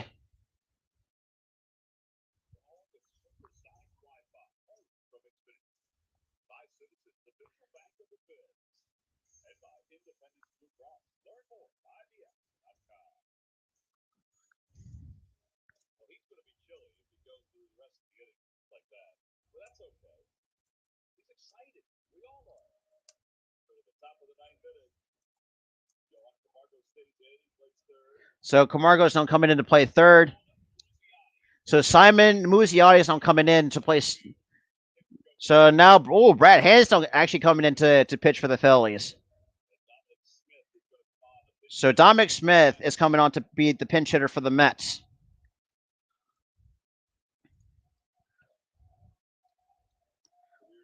Oh, really? Yeah, huge shout out to the 5 people still sticking with me here on the YouTube side of things. Appreciate you guys tuning in. And the pitch misses just about outside for ball 1.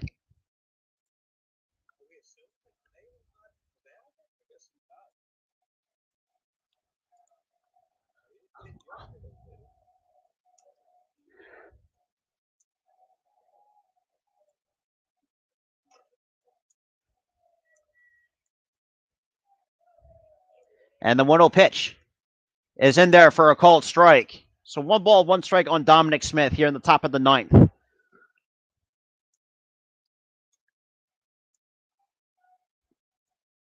trailed it 4-0. Going into the bottom of the 8th inning, scored 5 runs to take the lead. And now a safe situation for Brad Hand. 1 ball, 1 strike. And the 1-1 pitch, Hand, he kicks and deals and misses outside for ball 2. The other guy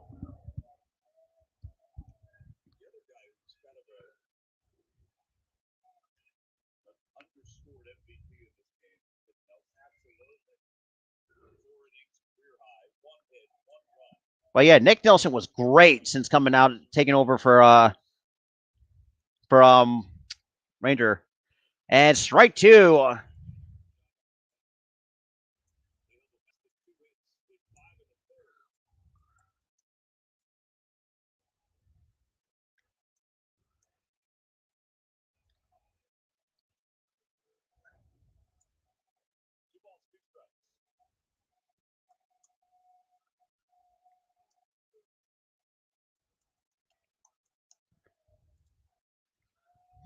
Counts now 2 balls and 2 strikes.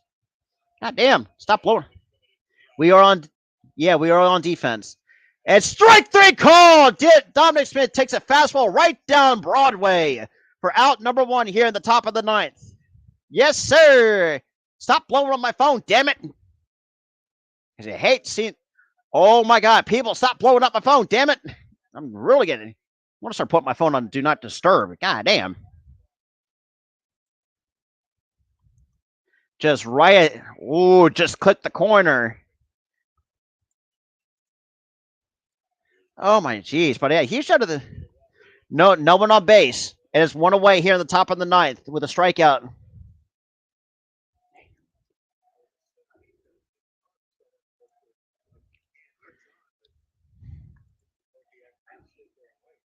And the pitch. And that's in there for strike 1 to James McCann.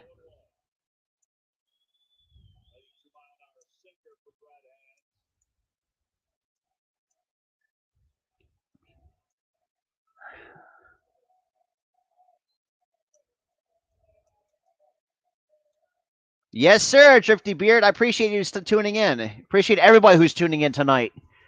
And here comes the 0-1 pitch. Ooh, just couldn't gotta finish. He's got to finish that breaking ball. But that just floated outside for ball, way outside for ball 1. But I do kind of like the idea though. Try to, but then again, well, yeah, I do appreciate a lot of new people tuning in. I do greatly appreciate that. And the 1-1 pitch. Hand. He kicks and deals the 1-1 pitch. That just misses the outside corner for ball 2.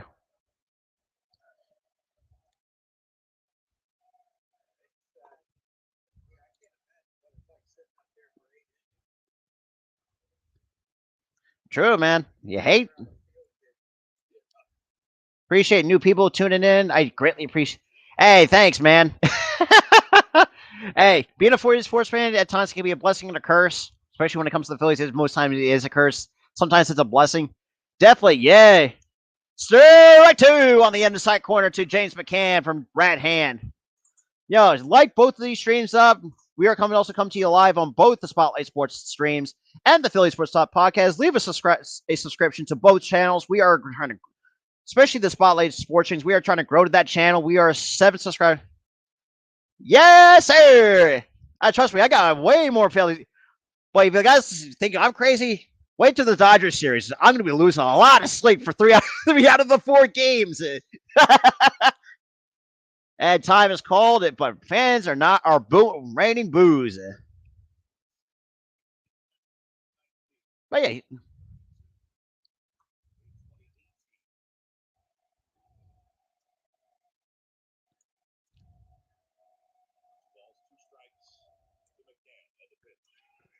and and that is out number 2 from Simon Muzziotti.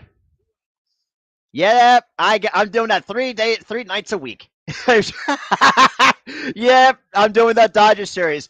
Like I said, I enjoy doing these live play-by-plays because let's be real. Look, I enjoy calling some baseball, college baseball games.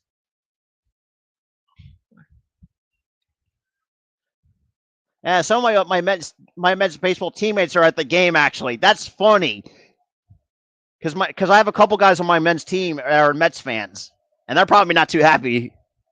But and look, I'll say this too about the Mets. I mean, they give us a hell of a ride. And first pitch is a strike to Brandon Nimmo.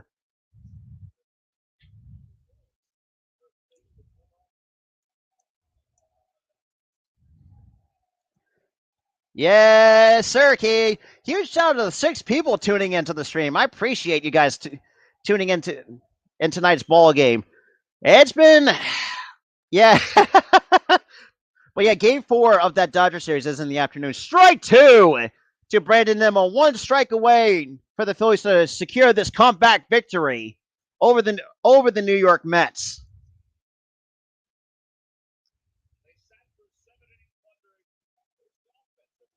God, 7 straight innings of offense just being absolute quiet. It's been quiet for 7 innings.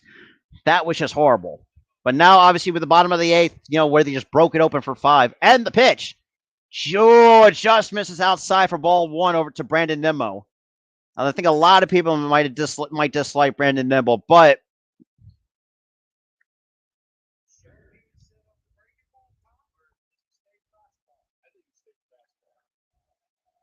hey, huge shout out to the 6 people, 3 from YouTube, 2 from my Facebook page, and 1 from my Twitch channel. Appreciate you guys tuning in.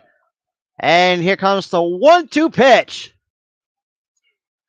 And just overthrew that one for. You're telling me, Key. Yes, sir. 90s. We need 1 more. Yeah, tell me about it. Anxiety's through the fucking roof. And that's all Phillies games. Let's be real. All Phillies games are giving me are anxiety ridden. Unless you. And here comes the 2-2 pitch. And he kicks and deals. Swing and a miss, strike 3! Phillies secure winning. Secure this W in game 1 of this 3 games. I think 3 or 4 game set against the New York Mets. You love to see it. For the first time since the Phillies have won a game, trailing 4 more runs since August 15th, 2019 against the Chicago Cubs. And I think Goalie can remember. So the Phillies get the dub over the New York Mets after being quiet for 7 goddamn innings. Like, holy shit. Holy mother of God, man. That was a pain. Yeah, man. Holy shit. But kind of talking about a little bit, breaking down a little bit of things. Boom needs to stop being such a bonehead. And it's actually.